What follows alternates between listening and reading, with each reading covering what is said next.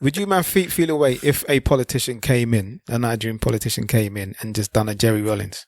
And just kill up the place. And just kill up all the corrupt man. Yes, and built the foundation. I would prefer you put them into jail than kill them. I would feel away because I would like to think that we've gotten past that stage where you'd have to take such drastic measure. I would like to feel like that. Because some kind of drastic measure. But when did Rollins do that? How many years ago was that? In the 70s, isn't it? So as an African conscience, if we haven't moved on from there, where I'm saying to you, it means that we've made no progress in that. So I would like to. I would feel away. I would feel away. Barbaric, yeah. I would feel away because it's the Red Wedding, basically. It's mad.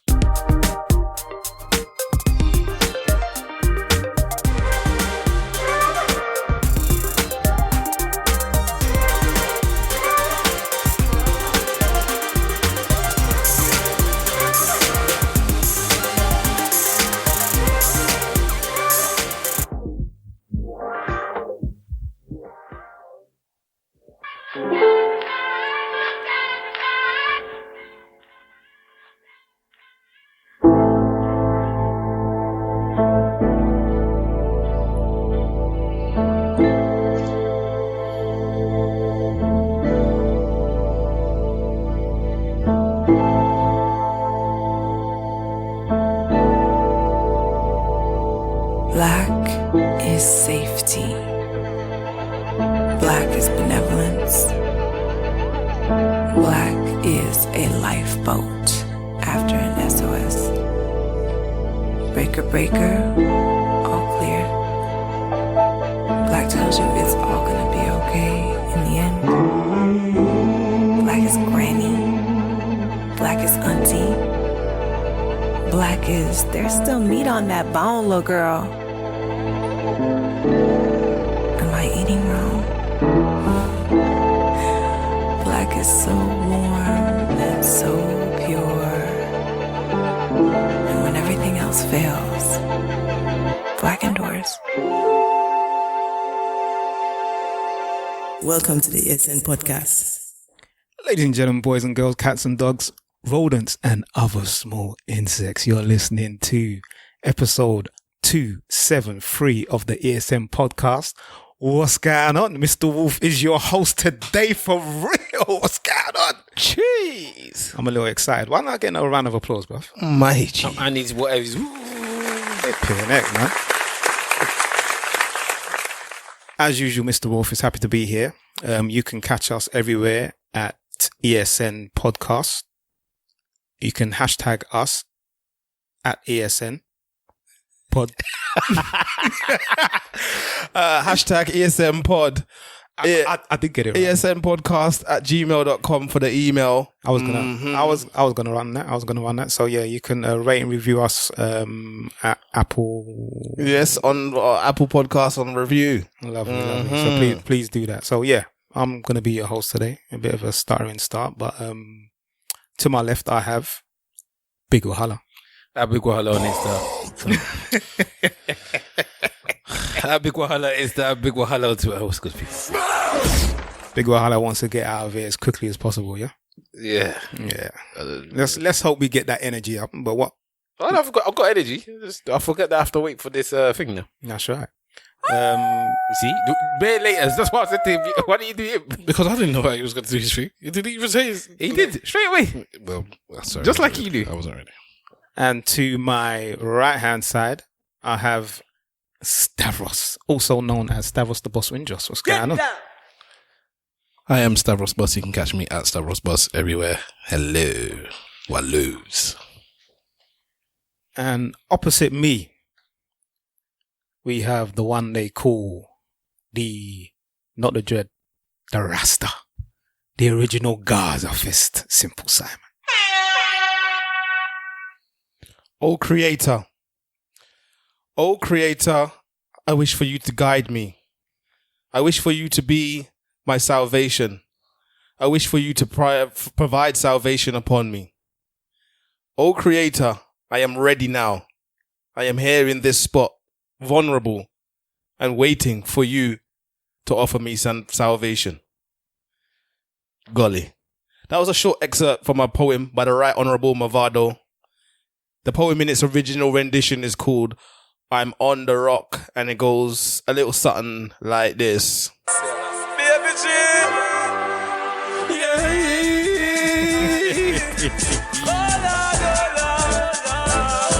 My name is Selassie.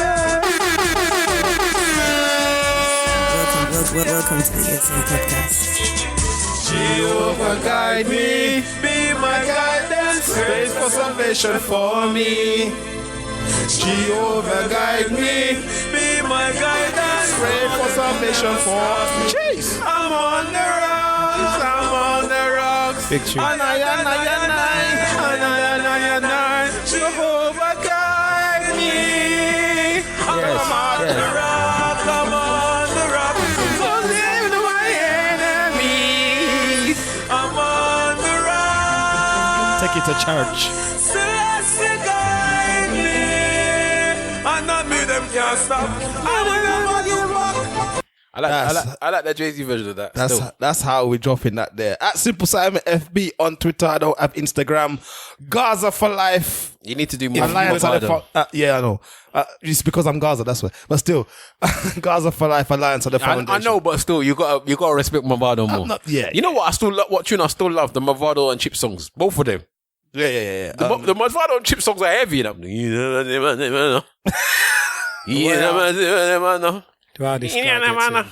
That's how I know the song, bro. What was I gonna say to you? But let me introduce myself, bro. You already did introduce yourself. I heard you. No, I didn't actually. Okay. He clearly did. But anyway, it's fine. Well, I said I'm Mr. Wolf that I'm hosting. I didn't actually do my intro. You didn't do your socials. But you did introduce yourself. Okay, can I do my intro, bro? Go ahead. All right. Thank you. Goddamn, 47. What's going on? As per usual, Mr. Wolf is in the building with a Yoruba proverb. This week, the proverb states, Oni suru lole fun wara kinuin. Nisuru. No, oni suru. Onisuru. Oni suru Which one is that one again? lole fun wara kinuin. Only a patient person can milk a lioness. Yeah? Only a patient person can milk a lioness. And the wisdom translation is, be wary of impatience when faced with a complex and high-risk issue. Be patient. Virtually nothing is impossible. And that is what's up. So please, continue. I was going to say, I was listening to one of the old podcasts, and I completely forgot that web singer used to do a monologue, you know? Yeah, listen, he got run because you man ran him. Yeah, especially you, big man. Someone said that it sounded like he was reading church notes or he was reading the Bible or something like that. He got run and you man put him off his thing, man. Oh, man, I completely forgot that he used to do monologues, man. But they improved. He improved them. Yeah, no one dispute that he didn't improve. And then I think maybe he just... He stopped an actor already. What you said he didn't improve? I was listening to one when Because you've gone through most of the pods. Sorry? Because you've gone through most of the pods, so you would... No, I haven't actually. Believe it or not, I haven't. I was trying to, but I didn't. But I listened to one with the Not Everyday podcast when they were on ours. He did a good one on theirs. No, I did the one where we had an episode the week after we were on Not Everyday podcast. And I think we had the Let's Talk. That's the one. Yeah, we had the Let's Talk girls on our podcast, and that happened to be the week after the Not Everyday. And like you said, we were bigging them up for doing a good one on their podcast, but not on us. So I want to go back and listen to the podcast that we were on theirs, because apparently it was very much ruckus. Yeah, I remember that pod, man. I remember you were talking about how one of them got up and was talking on the mic and just went to the fridge. Yeah, the Let's Talk girls was not on that pod though. The Let's Talk girls was not on that pod though. That one I put. It's the one I put in the group the other day. Are you sure? Oh, all right, my bad. Okay. Anyway, either way. So, yeah, man. I mean, Mr. Web Slinger is not here. So large up Web Slinger. You know what I mean? Pick up yourself.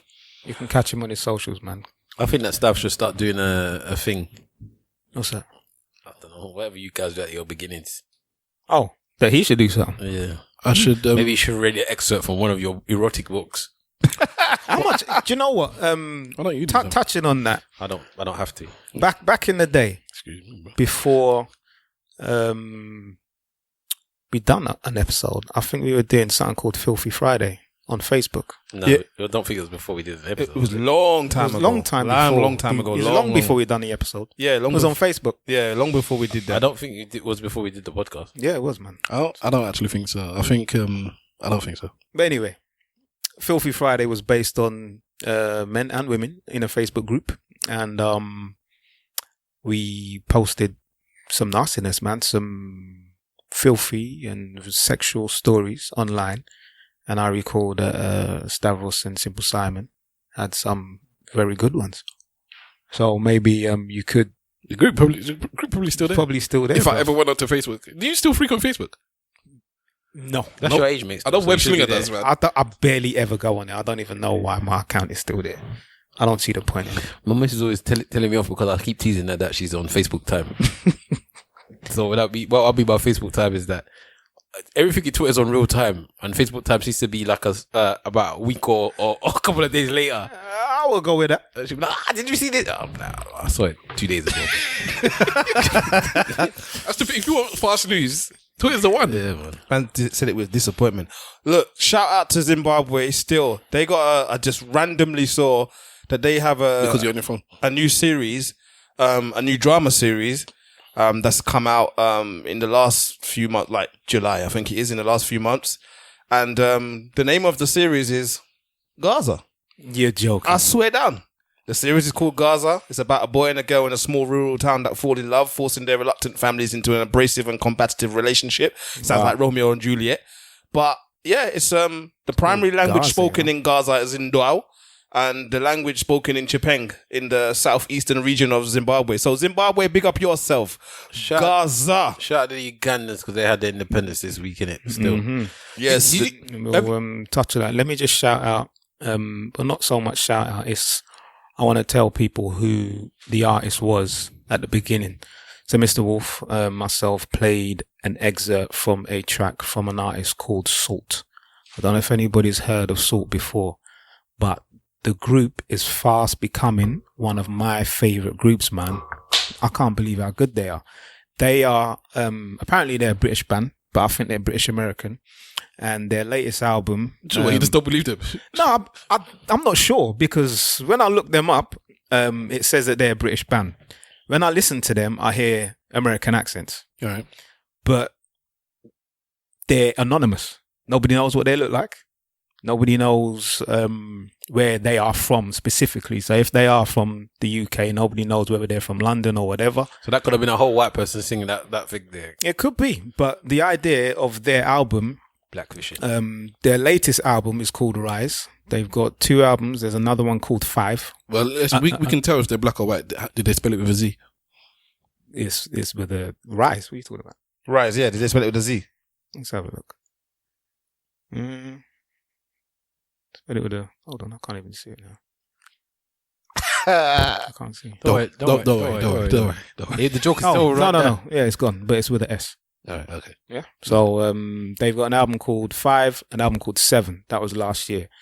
The album that really struck me is called Black Is, and that is an album relating to what is going on today, the current topic. So you could tell. COVID. Nah, man, I'm talking about Arab Spring. the whole Black Power movement, bruv. Oh, that. The whole Black Power movement. Yeah. You get me? Yeah. I know Okay. you're not interested in that. He's not. He's winding you up, man. Yeah, I know. It's all good. But anyway, they're outstanding, and their album, Black is outstanding. I recommend everybody to go wherever it is, on Apple, on Spotify, or wherever. Go and have a look at Salt, SAULT.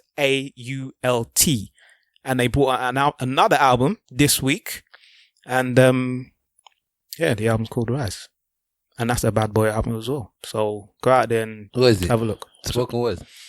Nah, it's their contemporary R&B, Oh, man. neo-funk, Man, this and that, all right, man. neo-funk type soul. So I'm it's not really a big thing into the type of. yeah, I know. So call our own incense. Yeah, Okay. yeah. It's very, neo soul. I'll try it. Or maybe I'll look at it. But I'm not really a big. I can only get into certain. I think your types. missus will like it. I don't know if she's really into all of that as well, but I'll ask her. She's into it. It's an outstanding album. Trust me, it's one of my favorite albums. But yeah, man. Where did you find out about these people? One of my colleagues. We discuss a variety of different things, including, the situation that's going on today in the past and what we see in the future with relation to our people. And she recommended them to me. We might as well get into SARS then, innit? Don't feed me yours because your food does not endure. Bad boy. But yeah, man, go ahead and download the album. We'll have a look. So, Big Wahala, just touched on SARS. What does SARS stand for, bruv? Do you know? I don't know. What does SARS stand for, Mr. Wolf? I can tell you in a second. Hang on. I know you're trying to put me on the spot, man. 1, 2, 3. Hold on. And the world keeps turning. Oh, what a day. What a day. What a day. Special Anti-Robbery Squad. That's correct, yes. So you knew? Of course I knew. You're fucking... It's actually FSARS, which is Federal Special Anti-Robbery. Yeah, so... The Federales. Expand on that, bruv. What's going on? Okay. Oh, so you want me to talk about it? You was just... Oh, no, it's fine. It's I really don't bring it up because you're talking about black stuff, so...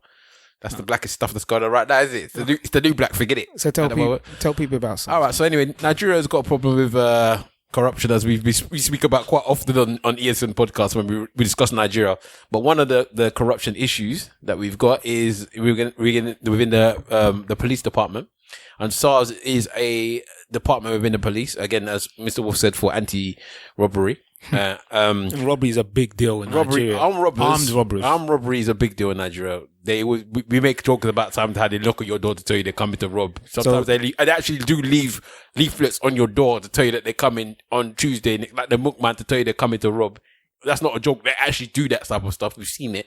So they come with AK-47s and they come to kill. They come to take whatever they think is best. So basically, the police have made an anti-robbery unit. But the problem is the anti-robbery unit themselves now seem like they're also becoming armed robbers. Well, it's not even a case. They are becoming armed robbers. A lot of the young youth in Nigeria especially are very, very upset about the constant harassment that they seem to be getting at the hands of SARS. So people are talking about stories where they've got nice cars and they've harassed them as to why they've had nice cars. They've got things in their cars that they've taken out of them, basically kidnapped some of them. There've been beatings, there've been shootings, there've been killings. If you type in End SARS on Twitter or any type of social media, you might see images that might disturb you, where they've got people with bullet wounds, people that's dying, some people's faces have been chopped up, all by the supposedly police department. So at the moment, Nigeria is in uproar, saying that they want to end SARS. Now, this is not the first time that they've had this discussion about ending SARS. They've been doing this for years. I think 2018 was the last time that they said they was actually going to disband it and change it into something different, which they obviously didn't do because it's continuing as it is now. So as we speak on the 10th of October, is it 10th today? 11th of October.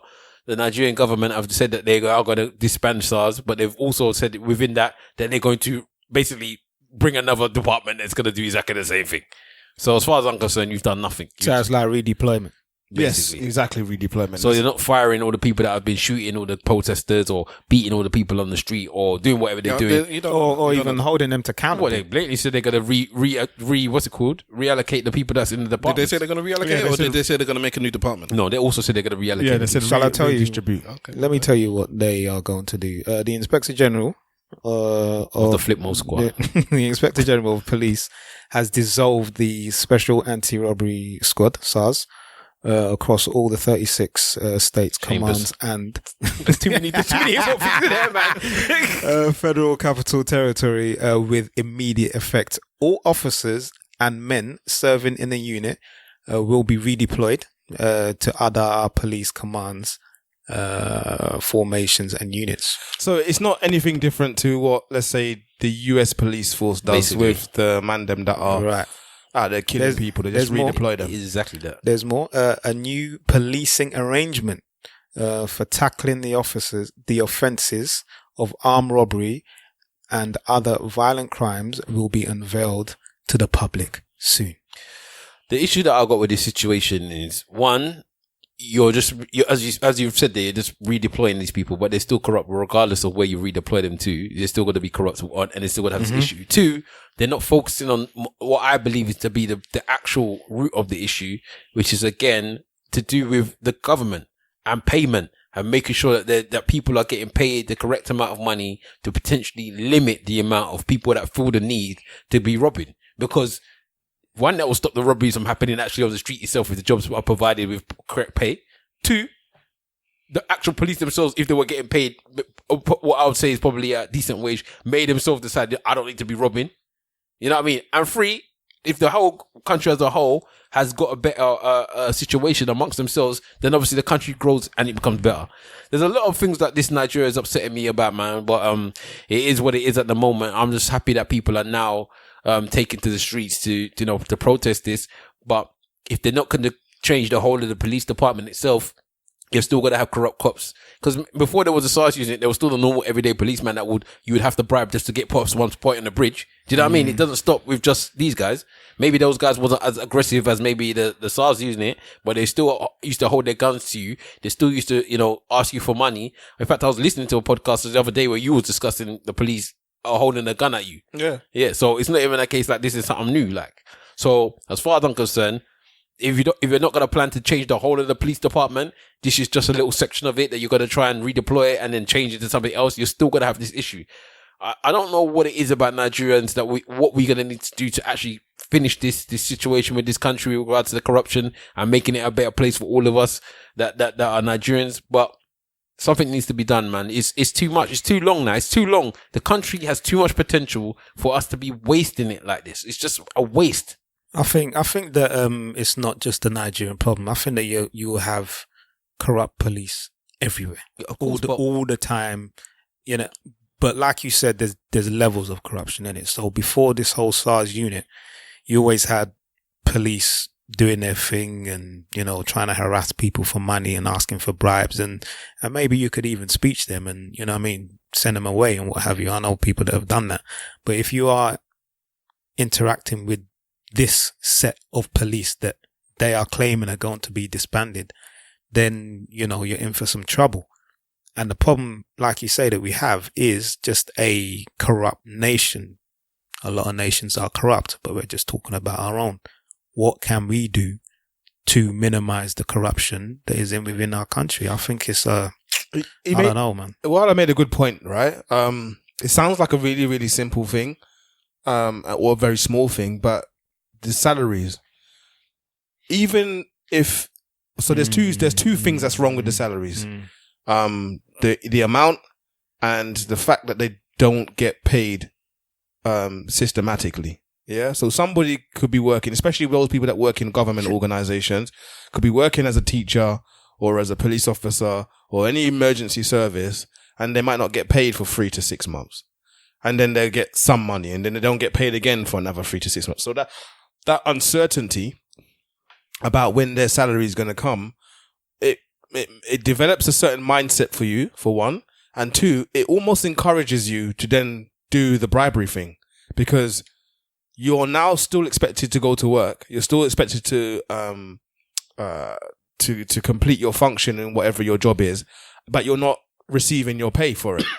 And you are now dealing with members of the public, and you have a small area of power or a little bit of influence or authority. So you are now in a position where you can say, okay, this person's day can be made a lot worse if they don't give me some money. Do you get what I mean? But you're only doing it because you're trying to pay your way, because you can't.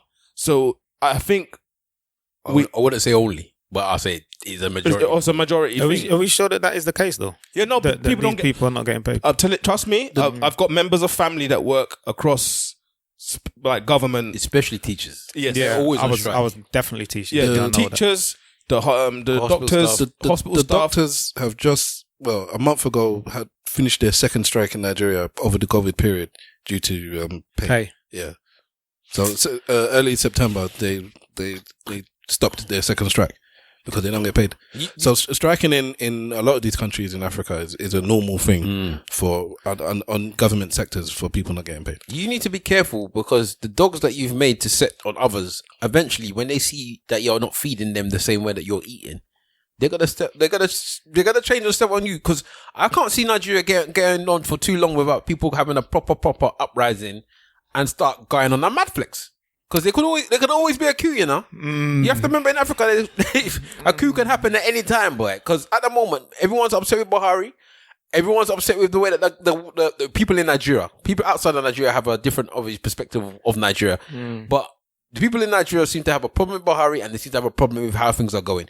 And it's making it worse when they're seeing the internet is showing them other countries and seeing how other people are prospering in certain ways. And Nigeria, that is meant to be the sleeping giant, is constantly sleeping. You know what I mean? It's never awoken in any way, shape or form. And I think that we need to get to a point where we need to curve it, because when all those people say enough is enough, it's got to be a madness. Yeah, you have to remember you've got 300 million people there. It's got to be a madness, because them man are not, they're not about that. They will go mad. Well, what they say sometimes is that you need to have war to make peace. Yeah, but we don't want Nigeria. Nigeria war is gonna be a different war. Blood. Any war is not cool. You understand? But my thing is, like I mentioned, I think it was last week, in relation to the whole independence and Nigerian, Nigerian Day or Niger Day, is, when you consider that 60 years is not to me, it's not a long time. And 60 years, if someone is 60 years old, I don't consider them to be considerably old. The whole system of this corruption is still quite new to us, because the people that were there when colonial rule was there are still there, and they're still that is still the people that are in charge. They're still there, and they're still doing the foolishness that is not making our country prosper in a way that it should be.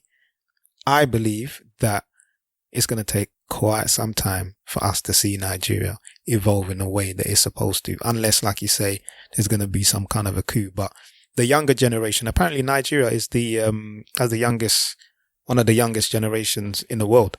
Probably does, because it's got a lot of population is high already. That's what I'm saying. So I see a generation maybe below us being the generation to move Nigeria forward, and that to me is maybe in the next 20, 30 odd years. The problem I got is how much we're going to lose of ourselves to become something different. Even now, a lot of the discussion I'm seeing is about they're taking it about elders and youngers, and how the elders are not showing the youngers what they're not helping them in this particular situation, and they feel aggrieved that the elders are not necessarily involving themselves, and it's all about respect and this, that, and the other. And it's just weird. Like, even the little things that I'm seeing people complaining about, stuff like people are getting attacked because they've got dreadlocks on and stuff like that. It's just nonsensical, the stuff that I'm seeing, that like these guys are proper stereotyping people with locks. That's why they're chasing them down the street to say you look like a robber. So now you're gonna attack you. You've got a nice car. They're looking to rob. It just doesn't make any sense. This particular unit, I don't understand why or how their remits are. I really would like to see the training that all of these people get. Training. Exactly.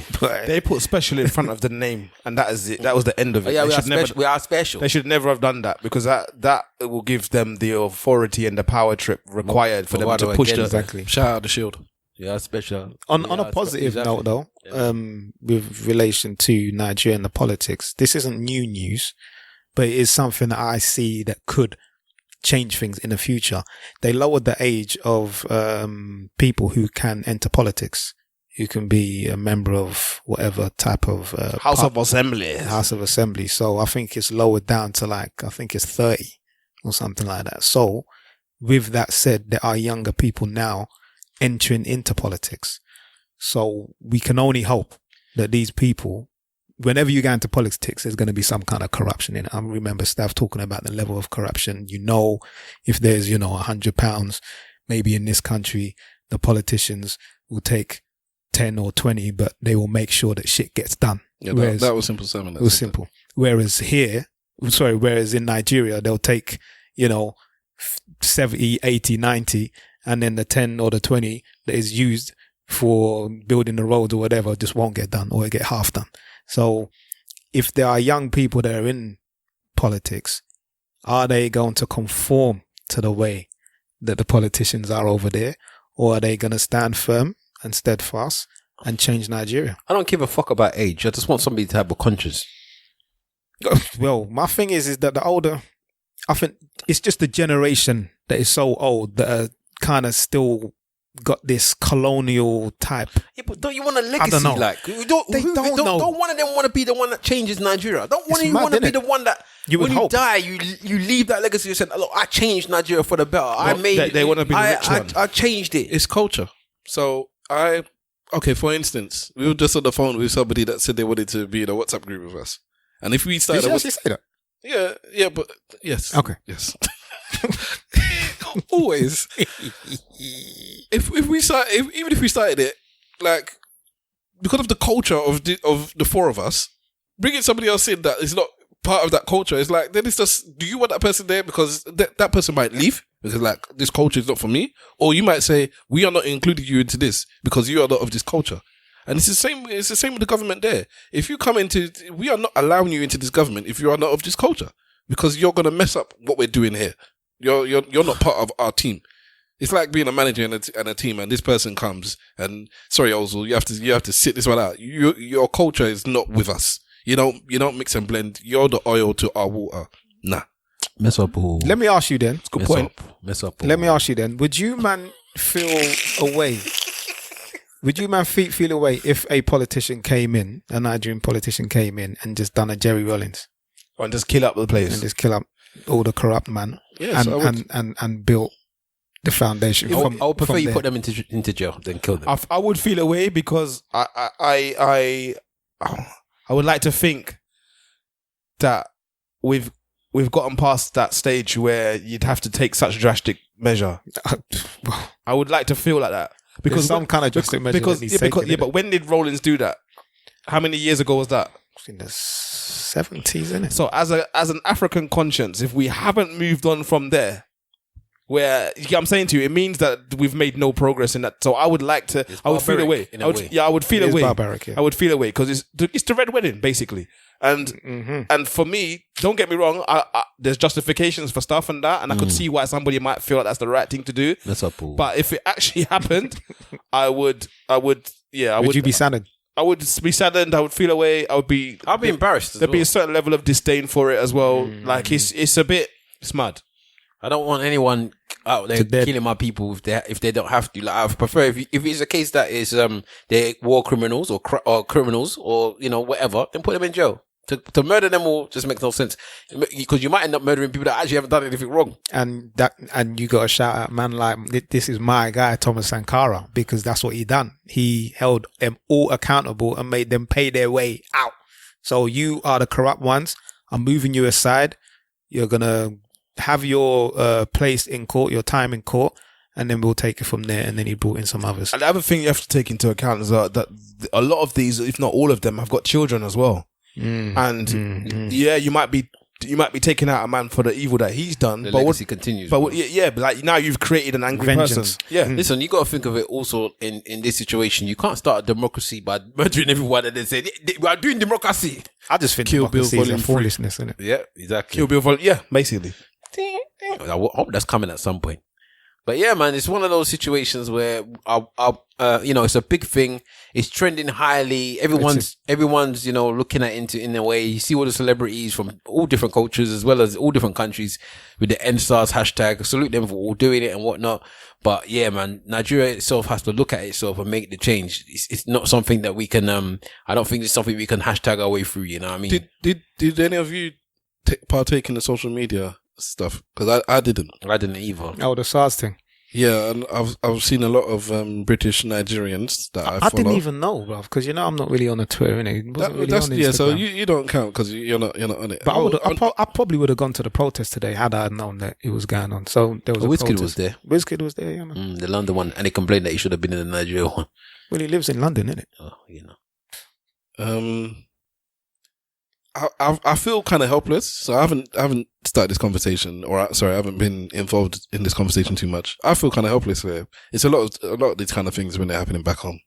I don't believe I have an activism bone, or it's not a central part of me to be like vocally or physically radicals, one of those kind of people.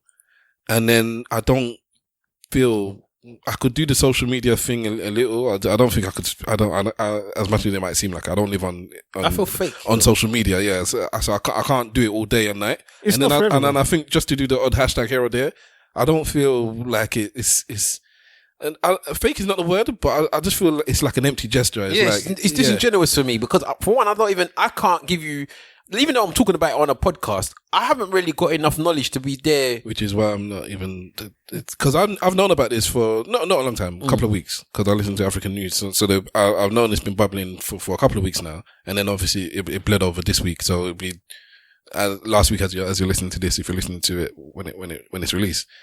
But even from the stuff this is not new. I hear about corrupt police, not only in Africa, all over the world. So it's this. Brazil, all of them, everywhere. So like Mr. Wool said earlier, and I was going to say it, police will be corrupt, and I actually don't think power breeds corruption. Yeah, you cannot end police corruption. All right, or here's me now with my negative mind frame. I just don't think it's going to happen because it's not, in third world countries it happens, or in black countries it happens, or in brown countries it happens, or when police get paid well it happens, or when the police... It's just once you give somebody the badge and the power to say you have control and authority over somebody else because of some sort of training and license we've given you, people abuse it. Yeah. It's incorrect though. It has almost nothing to do with training. There was a thing called the Stanford Prison Experiment, and what they basically did was take a bunch of...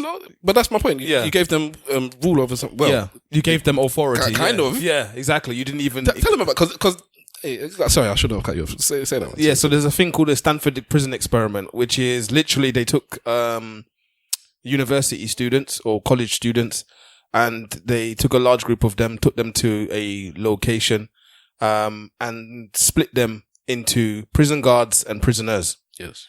And they just basically said to them, you guys are the prisoners, you guys are the prison guards, you guys are the prisoners.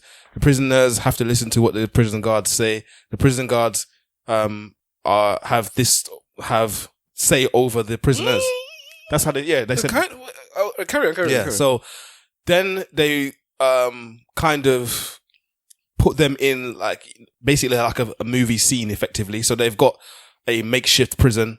They had like the bars and all of the rest of it and everything to make you feel like it's a little bit more real. And they measured over time how people's behavior changed. And what they noticed is that everybody assumed their position in such a real way that the prisoners felt oppressed and the prison guards became real prison guards. They started to abuse their power. And all the experiment it showed was that the mentality of people is such that if you give them or make them feel as if they've got power, then they will just abuse it. And don't get me wrong, it wasn't all of the prison guards that abused it. There was some that were still very conscientious and didn't feel right about it.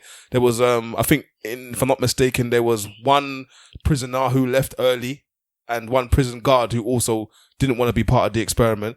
But as far as that was concerned, everybody else assumed their position and assumed their role. And it's just to speak of the psychology of humans. There's two things that I want to add to this experiment. One is that although they said, you do this and you do that, remember, there's no legal or nothing. It's not what we're paying you to do. It's just an experiment. You don't have to do the thing. So one of the things they found is that even though they didn't have to, so these are the prisoners now. You didn't have to receive this abuse, so you didn't have to go into this room. You didn't have to do anything, but they did it. So it's like, why are you taking forget the going to the cell, because this is part of the experiment. But when they were taking abuse, they took the abuse. It's like, instead of fighting back or something like, you just took the abuse. And the experiment was meant to be, let's say it was meant to be a month or 3 months or whatever it was. They had to cut it short because the corruption got so bad, and it actually turned bad to the point where it's like, we have to stop it. So they had to stop it early because it got so bad. The prison guards were taking the mick, and then it's like, no, we can't do this. It reminds me of the brown eye, blue eye experiment that Jane Elliott done. I think that's completely different, man. Yeah, it's different, but it's the whole switch of psychology. Yeah, it's a thing psychology thing. There was two. So there's Stanford Prison Experiment, and there's another one that is kind of like adjacent to it as well. This other one now is about how we as individuals feel empowered by the presence of authority. Yeah. And how we kind of excuse ourselves with the presence of authority. Yes. So basically, I can't even remember what the name of this experiment is, but the experiment works like this. They have two individuals, one person who's going to receive an electric shock and one person who's going to administer electric shock.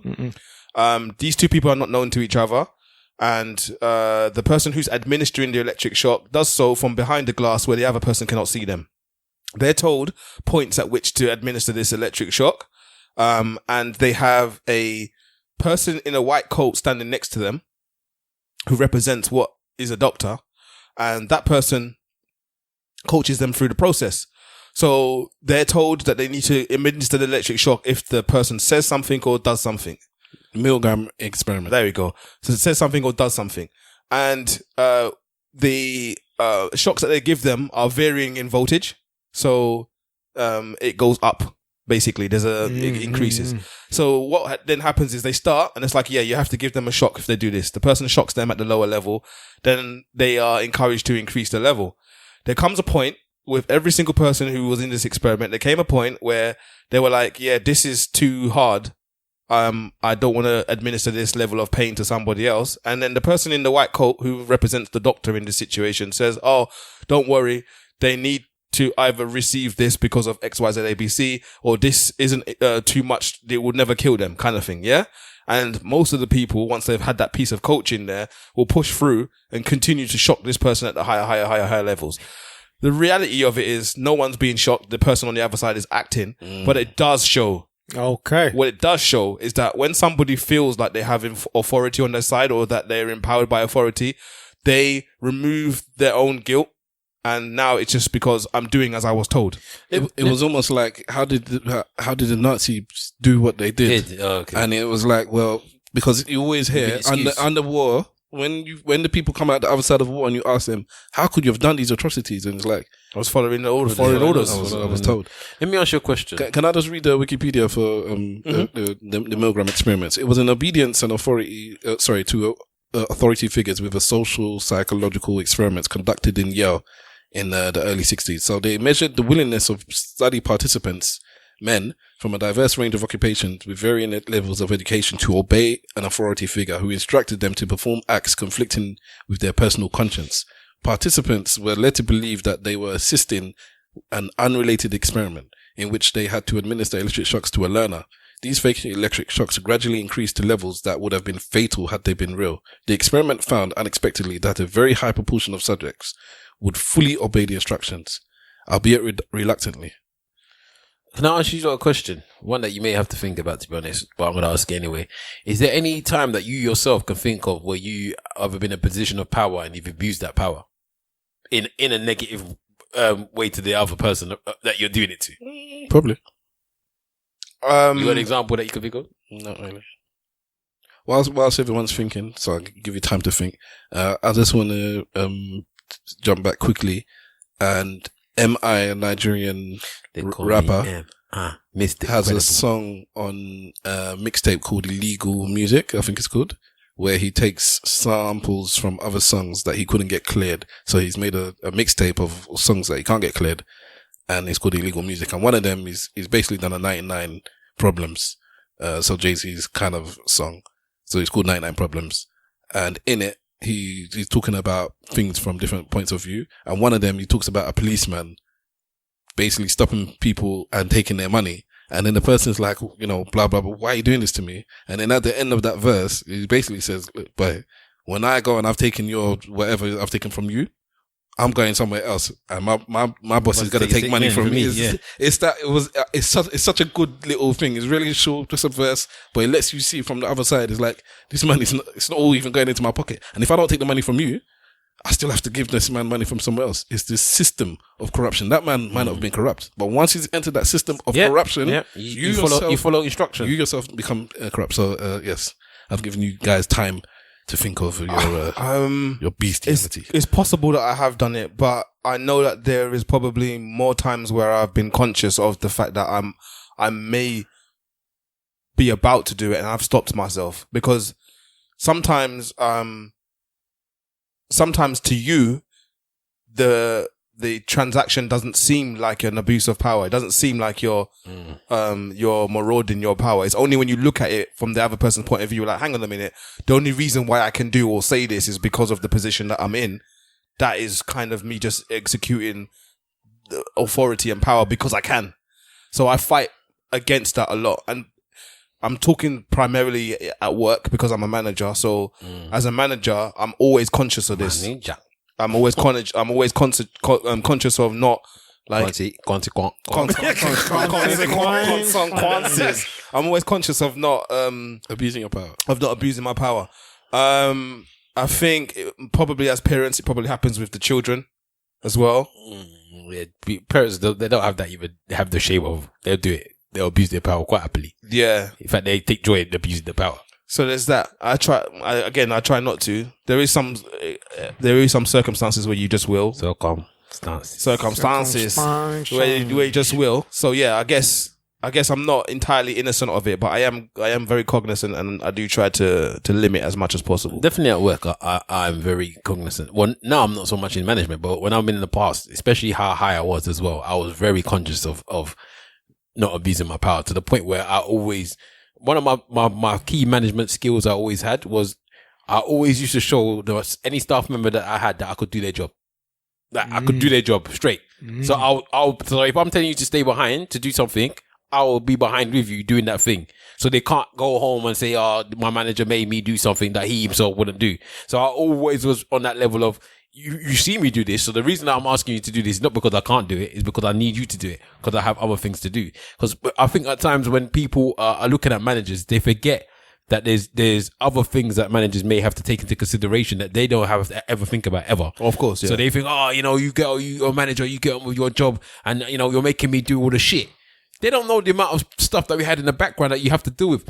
Just this week, me and you was having a conversation about certain management things and tasks that people on a certain level won't even understand. Like, one of the things like I've had to do in the past was to make a whole team redundant.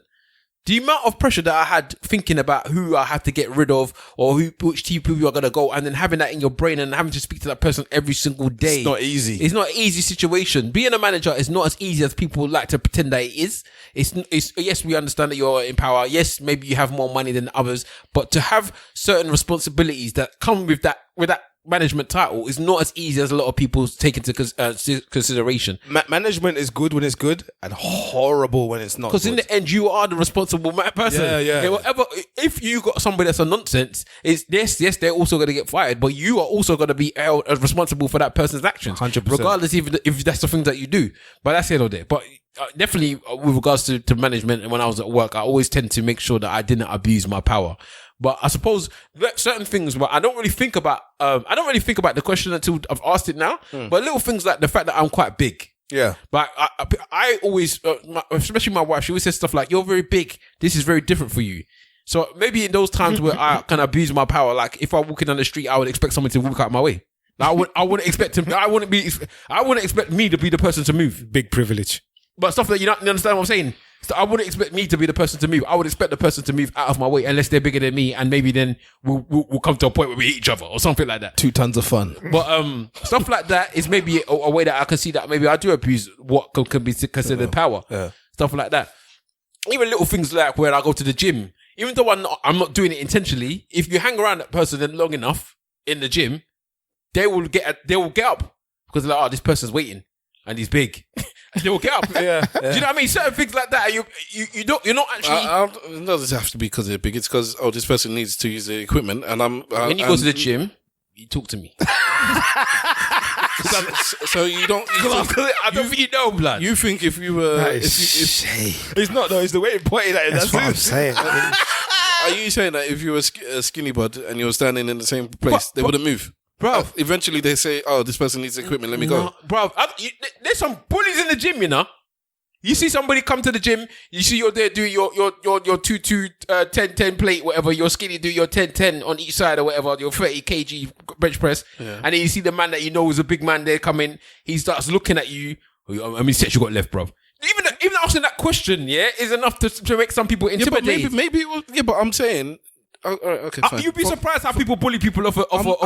I'm not arguing with the fact that you can bully somebody off, and I'm not even arguing with the separate fact that you can be an imposing figure and that would put somebody off. What I'm saying is that it could just be that the person using the gear, of course, because I know if I'm using gear and the fact you're calling it gear is a fantasy. I know whatever I'm doing, using the gear. I'm an imposing figure also, I don't usually feel physically intimidated by people. But if I'm doing anything, I could be in the park with my daughter and I can see somebody else wants to do. All right, let's hurry up and move, because it's just politeness, isn't it?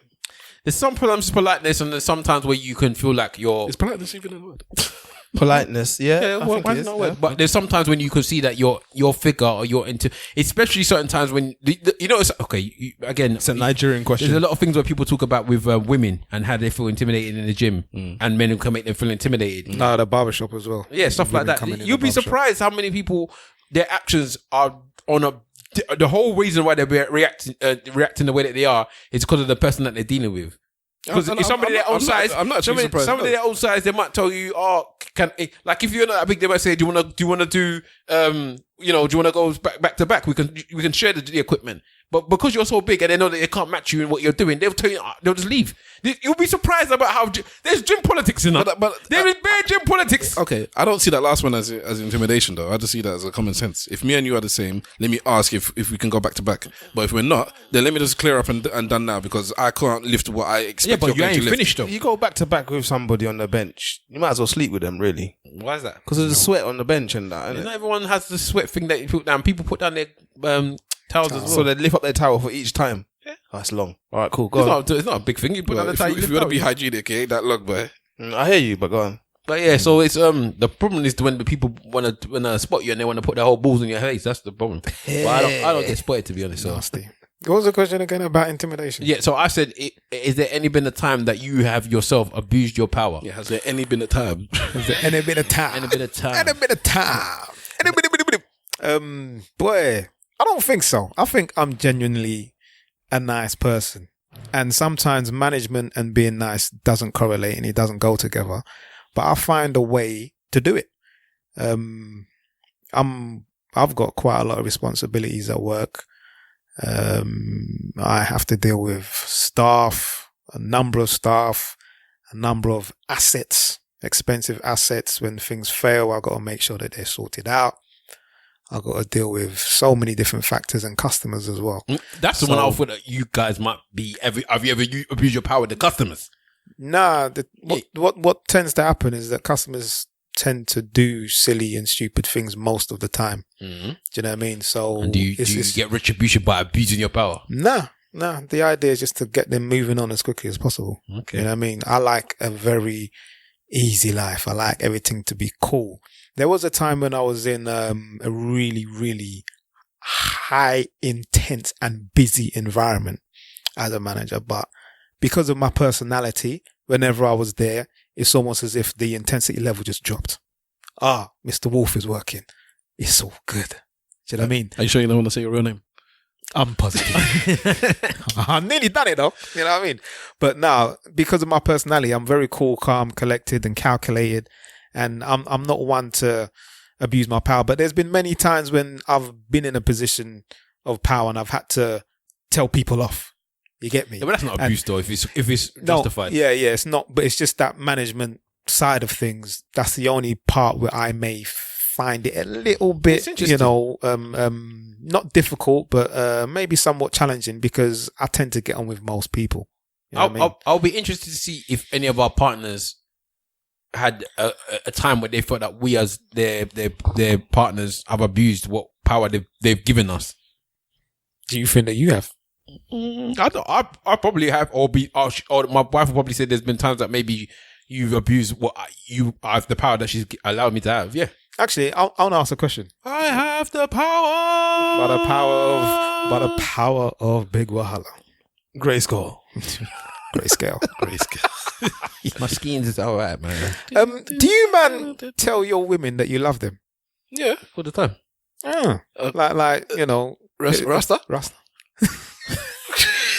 Of course he says he loves her all the time. Sistering. Why are you speaking for him? Why are you speaking for him? I love you and sistering. Yeah, sweetest dumpling in the pot now. Do you get it back in return? Big Wahala and Stavros. My wife tells me I love you answer the question. My wife tells me she loves me all the time. My wife don't. But she's a guy there, didn't it? She, like I said, she's bush. She tells me sometimes. She tells you why food. No, nowhere near as much as I say to her. Okay. How about you? Yeah, she tells me. I don't trust it though. How about What you done? What you mean? Yeah, what you want? Where's my wallet? No, I was just curious. I was going to ask last week, but the question kind of like would have gone over the time. My wife tells me she loves me all the time. It's not even Do you feel it when she says it? Because what I know people my tend to wife say, loves me. I don't know if she likes me. That's the problem. because what people tend to say is that I think the more often that you say it, the less you feel it. It's a market. Resonates. It's a market. Yeah. So with market, scarcity increases the value. That's right. I don't feel like the same way. I don't feel that way with love. So I always feel like my wife loves me when she says it. Okay. I think the times when maybe that thing maybe works with somebody like me is maybe when she's upset about something. If you're upset about something and you're always upset about that same thing, after a while I'm just like, oh, you're just upset again. My dad said he loved me one time. I went and go and bought lottery tickets because I thought it could happen. I'm not gonna lie. That's what I'm saying. Yeah, It's that's like, different though. That's an African love though, isn't it? African love parents- is a different love. Never got that from very rarely from my folks. They might tell you they're proud of you. They might tell you that they all of these things, but to tell you that they love you, I love you, son, it's like a stab in their heart. It even sounds wrong. Innit? Do you tell your kid you love him? Yeah. all the time. I tell my daughter she's the number one, but I tell her all the time. I tell my daughter I love her, but I can't say it in front of my parents still. That's how much I Oh, for real? bruv, just before I got here, You're all right, innit? she's got this hip hop book actually. I'm going to join Instagram at some point. Or sorry, I'm a member of Instagram, but I'm actually gonna use it and put the utilize app it. on my phone and start using it. Probably for ESN Radio, I've figured, I've got so many podcasts now. I actually have to start promoting on Instagram, not just on Twitter. But one of the things I'm thinking, what am I going to post? Because I ain't posting selfies and pictures of my face. I'm still actually going to show. So I said I might start doing my trainers. I'll post pictures of my trainers or something, and then my holiday pictures or something like that. Yeah. But one just came into my mind now. We've got like so many black children's books. Yeah, we must have all of them. All like. When people say, because you hear the story so often, they weren't black stories from so I thought I'd make, they are there. There's home because we got Plenty. all of them. And so one of the ones that my missus was reading whilst putting my daughter to bed today, I wasn't in the house, was, because she called me and she said, who's your favorite rapper? And I said, Jay-Z. And she said, I told you. And I said, who are you telling I told you so? She said, my daughter. I said, why would you have told my daughter like this? And she's like, because we're reading the hip hop book. Because we've got a hip hop book and it's got Run DMC and Jay-Z and Biggie and Tupac in his children's hip hop book. And I said, oh, you're putting her to bed? She's like, yeah, all right. So I said, all right, let me call you then. I'll video call her when she's going to bed if I'm not at home sometimes. But basically, to get to the end point, usually I say, I love you before I put you to bed, innit? Even if it's over the phone. But because I was with mommy and daddy, I didn't say it. That's mad. I find that weird though. I didn't say it. I find it weird. Why? Because they're looking at you like an African, that's why. Because they didn't raise us with those words. Because my parents never raised me with those words, so I say it. I don't whether they're there or not. Yeah, That's you. It's just different. See, my niece and nephew say it to me. Like, I just left my nephew's house, and my oldest, his oldest, was like, "Oh, love you, big wild. I love you, auntie. Blah blah blah blah." I love you. I just say it flippantly now. They don't say tell it to me. As you should. Maybe they don't love you. Just I got something to say. But so they say it to me all the time. So those times, those people, I say it to them, fine and blah blah. And I say it to my oldest niece as well a lot. I make sure I say it to her. I say it to the girls more than I say it to the boys. The boys are the same. Oh god, yeah. I remember there was. But the girls, I definitely make sure I openly tell them, I love you. Make sure you're, because I want them to feel comfortable with their uncle. So if any problem ever comes, they can feel like they can speak to their uncle and their uncle loves them. Yeah, it's not like a thing, I just remember my daughter's a road man, innit? Yeah, but still, Yes. you must. So you must I'll probably call her my G more than I call her. Then I say I love you to her. Can I use that thing as a drop? Yeah, you can. Yeah. I might play it right now. I'm gonna. It's so good. There was a time. It's the laugh at the end. Yeah, it's so good. Yeah, that was wicked. A little message in our group. There was a time that I was on a train. This was before my daughter was born, so my son must have been about 3 years old, 3.5. So we were on a train. It was a packed train. Yeah. And, I had him sitting on my lap or what have you. And then he was just like, Dad. I said, yes, son. I love you, Dad. And then I just felt everybody looking and you could hear the, oh. See, I would have said, A black man. Oh my God. Oh, so sweet. The little boy knows who his dad is. Oh my God. I felt that as well, but in general, like they were like, "Oh my gosh!" Like that was a nice moment for me as well. No, man, I loved it. I loved that shit. But my daughter, on the other hand, I see her as being a bit stush. You get me? So saying the words, you know what I mean? It's all good, but she really has said it back. maybe she says it because when she means it. That's the thing. Well, She says it when she means yeah, but it. this is the thing. It's not just with me; it's with her mum as well. So when she does say it, like you say about the rarity, it's a big deal because she'll say it, and then I'm like, "Rah, you love your daddy?" She said, "Yeah, Dad, of course I do." I don't hear you saying it though. And I said, "Yeah, I love you, Dad." You don't show the respect. She needs to show the respect, but she's cool, man. It's all good. You know what you should ask your daughter to say? Tell me. It was That is so cute. I love it. What's the background to that for those that don't know? It's what's his name? We played the whole thing last week. Patrick Obia. Mr. Higgy Haga. Yeah, Mr. Higiaga Obiagang. I can't remember what his name is now. We might have new listeners. Big one. They can go listen last week.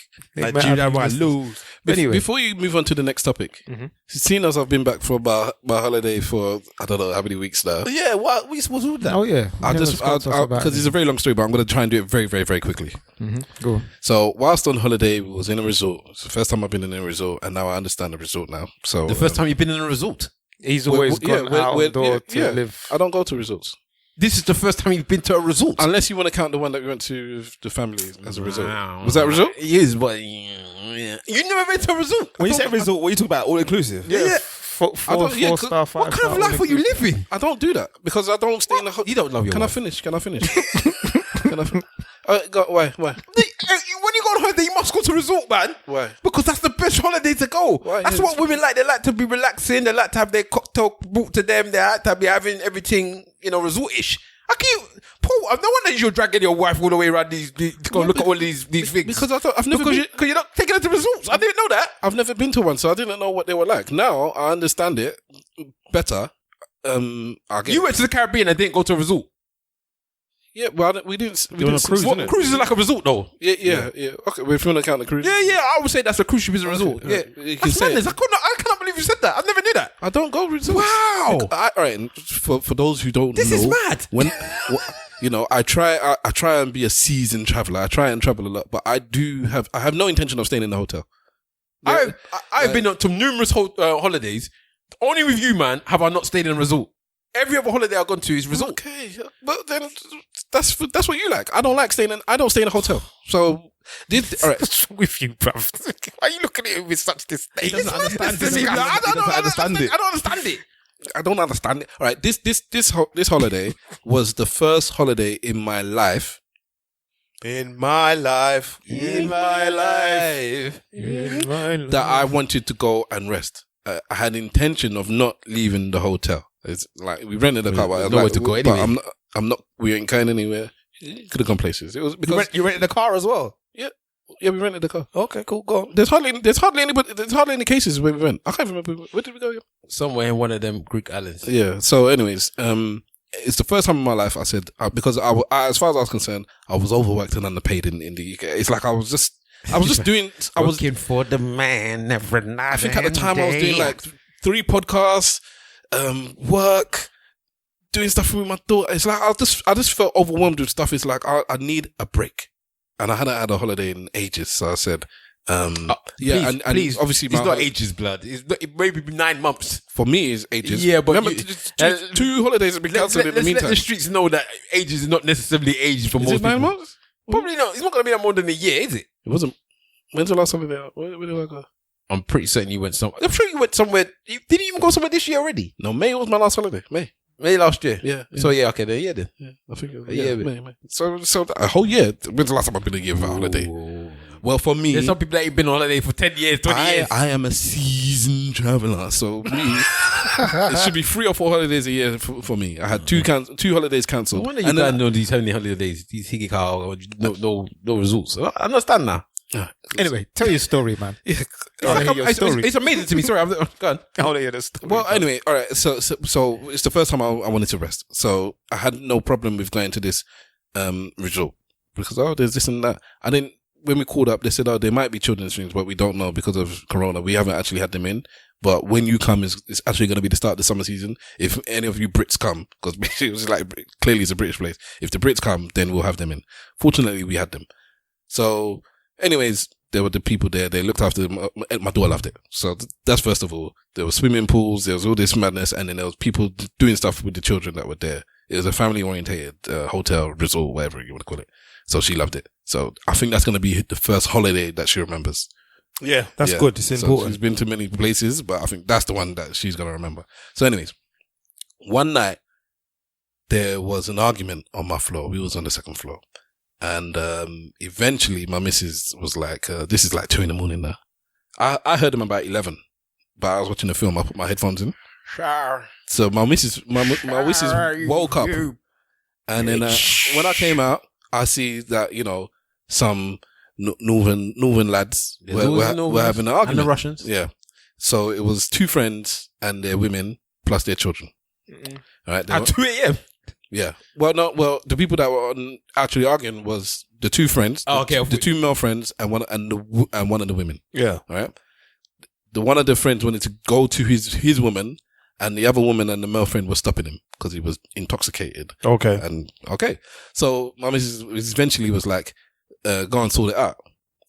Eventually, later on she said, I wanted you to tell me what was happening. I want you to go and spy. But I said, you said go see to it kind of thing. I thought you meant go sort it out. So I went out to go and sort it out. So what I did was, first of all, before I even went to them, I went downstairs and I said, you know what? Can we get another room for these people? Because I can see this man wants to go back into his room. They're not letting him back into his room because he's drunk. And the person went downstairs. It's a shame that I didn't tell you at the time because I remembered everyone's name. I even remember the desk man's name. And he's like, no. I said, you sure? Come on, can we do something? He's like, no, I can't get another room unless you pay for another room. I'm like, I'm not going to pay for another room. So fine. So then I went upstairs. I broke up the fight. I took the man that was being the aggressor, the one that went in to get into his room. I took him outside, taking into account that he's bleeding and everything at this point. Bleeding? Yeah, he's bleeding, man. He was bleeding. I can't. You can't just say a man's bleeding and not tell us how he was bleeding. Okay, all right, and I'll tell you why he was bleeding. Later on, he's a drug dealer. So in this country now, he has tried to get a bag of I think it was white. No, what was he trying to get? It wasn't weed, I don't think. He was trying to get something stronger than weed. Molly. No, I think it's this way. He was trying to get some white. All right, some white. Okay. And he gave somebody €200, one of the gypsies, and they took the money and drove off, knowing that he's not a local, innit? So they took his money and drove off. Somehow, this man got into a taxi, found a gypsy camp, and then tried to spar with them, and that's how he got beat up. The thing. He came back. The man's hard. He came back, and it's such a long story. He went to a bar. He got into another fight with some people in the bar. Blah blah. But anyways, by this point now, he's come back. Vodka and snake bite. Now the situation is that he was told off by his missus.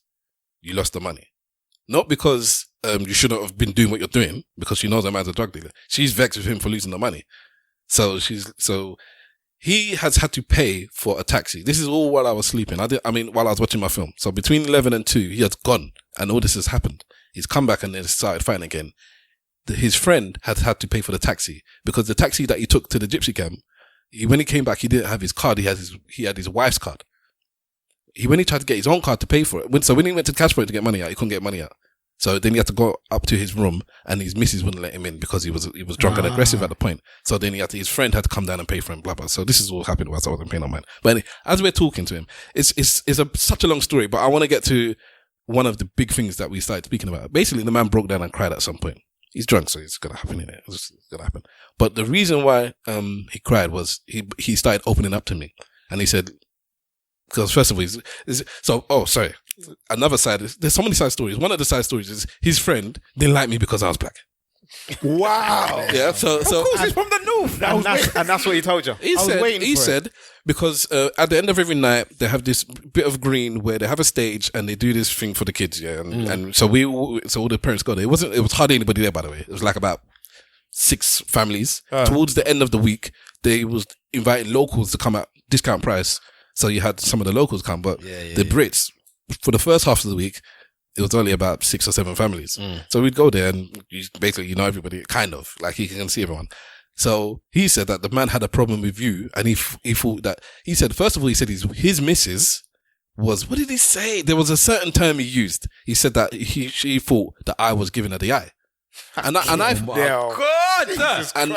thought that he meant that I was watching, that I liked her. But then later on, I realized that he's like basically screw face. I was screw facing his wife. I thought, I'm not watching your wife, but he was screw facing. And my friend said the same thing. Now them lads were smoking, and when they smoked, I actually moved away from them. So I thought maybe I could, for me, even when I could see that we're all there having fun and everything and blah, blah, blah. And then the minute you start smoking, I take my child, because my missus was a movie. I take my child and I move to a table, like 2 tables down. So I could see that. Similar. If you don't know that it's because you're smoking, it might just seem like, why does this man keep moving away from me? So I thought it was that. I'm pretty certain that. But basically, he was talking about, my mate was talking about Black Lives Matter, and I'm sure you're talking about, I'm like, where did all this come from? He's like, he doesn't like the Black Lives Matter stuff, but I don't mind because basically his great granddad is black. I knew it! The drug dealer had to go and tell you he was black! He's like, that's why my hair's like this. My great granddad was black. His great granddad black. Is black from. I'm not even gonna say it because he told me where he's from many times and his name. And blah, blah, blah. Anyways, the issue came down to his dad was a womanizer. So I'm going to say this man's business, but hopefully he's not going to listen. He ain't going to listen. His dad was a womanizer. He was a sportsman. And because he was a sportsman, I'm not going to say what sport, but it was a popular sport. He played for his country, i.e. England, back in the day. And so obviously he got girls. Now he kept cheating on his mum. Now, because he kept cheating on his mum, broke his mum's heart. So he saw his mum's heart get broken. This is maybe under 10. Then eventually his mum left the dad. The dad didn't really stay in his life properly, the way that he thought he should do. So then the mum's got a stepdad. Now the stepdad batters this boy. Apparently he said, I'm 11 years old. He beat me black and blue. And he said he hates his mum and his dad and his stepdad because his mum didn't defend him. Didn't stop him, yeah. Damn. She allowed, he said, that's why I've had to learn how to fight. Because he said, one time, he said I was 12 years old or something. He had a samurai sword on my neck. He said, this is how I've got this scar. He said it would come home and just beat me up. And he did that for years and years and years. Then he said that when he got a little bit older, him and his friend, because he said I was looking for a father. By now he's getting thingy. I was looking for a father figure. There was a man, and he had a dog, and he let us walk his dog, and he gave us money, and then man started crying, and I knew what was coming next. He said the man molested me and me and my friend, and he said and it's almost like he said I don't know. Basically started saying like am I gay because I was wanting the father figure so much. I let him I would go back. This will only happen to you.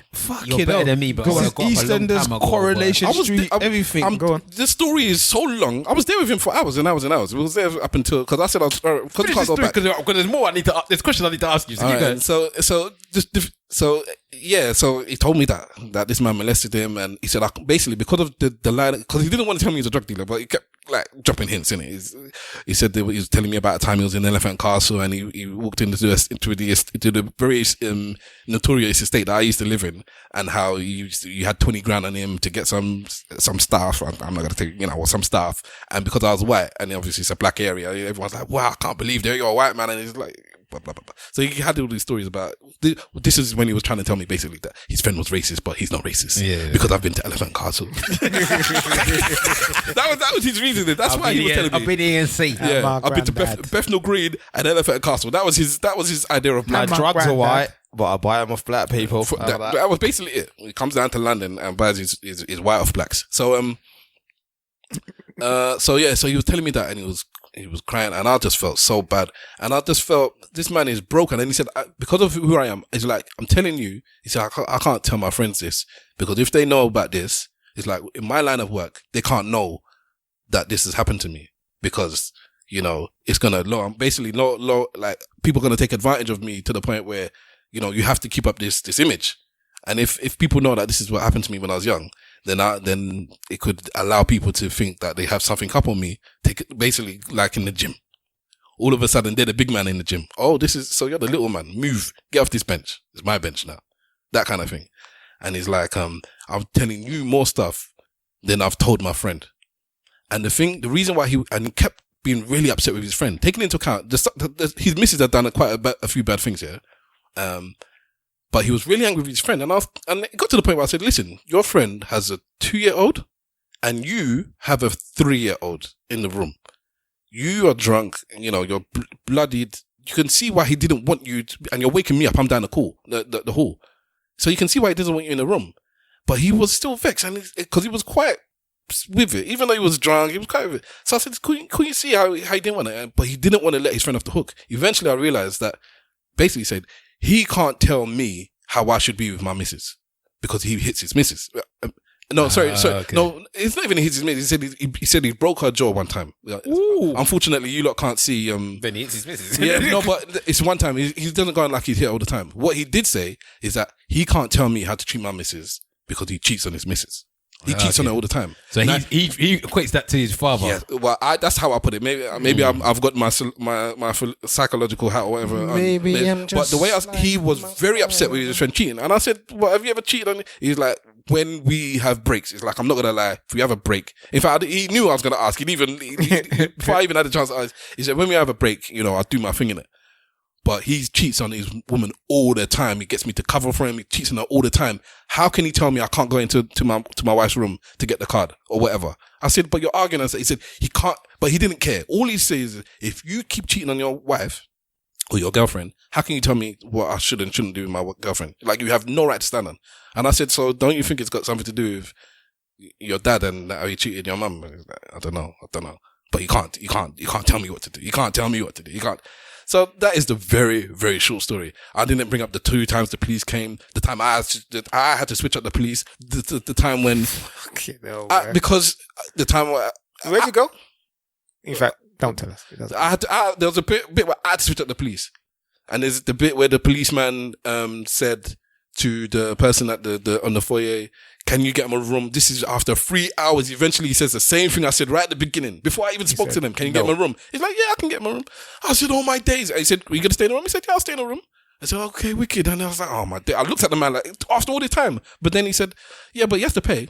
And then he's like, I'm not paying. And you know what the thing is? Because the man, it made sense. Because they had offered him this from before. He said, I'll give you another room. Pay for another room. And the man's got money. He kept talking about his watch. My wife, all she cares about is her veneers and keeping up appearance. Because he said the woman, his wife doesn't like the other woman as well.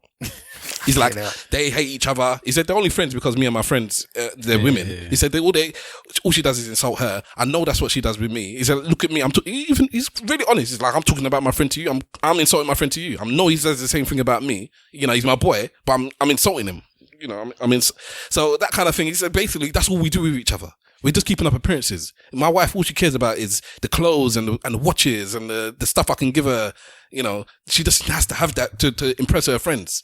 Yada, yada, yada. But the thing was, he just wanted to get the money from his room so that he could, eventually he's like, I want to go to the casino. There's a casino down the road. I want to get my bank card so I can go to the casino. I don't have to stay in my room.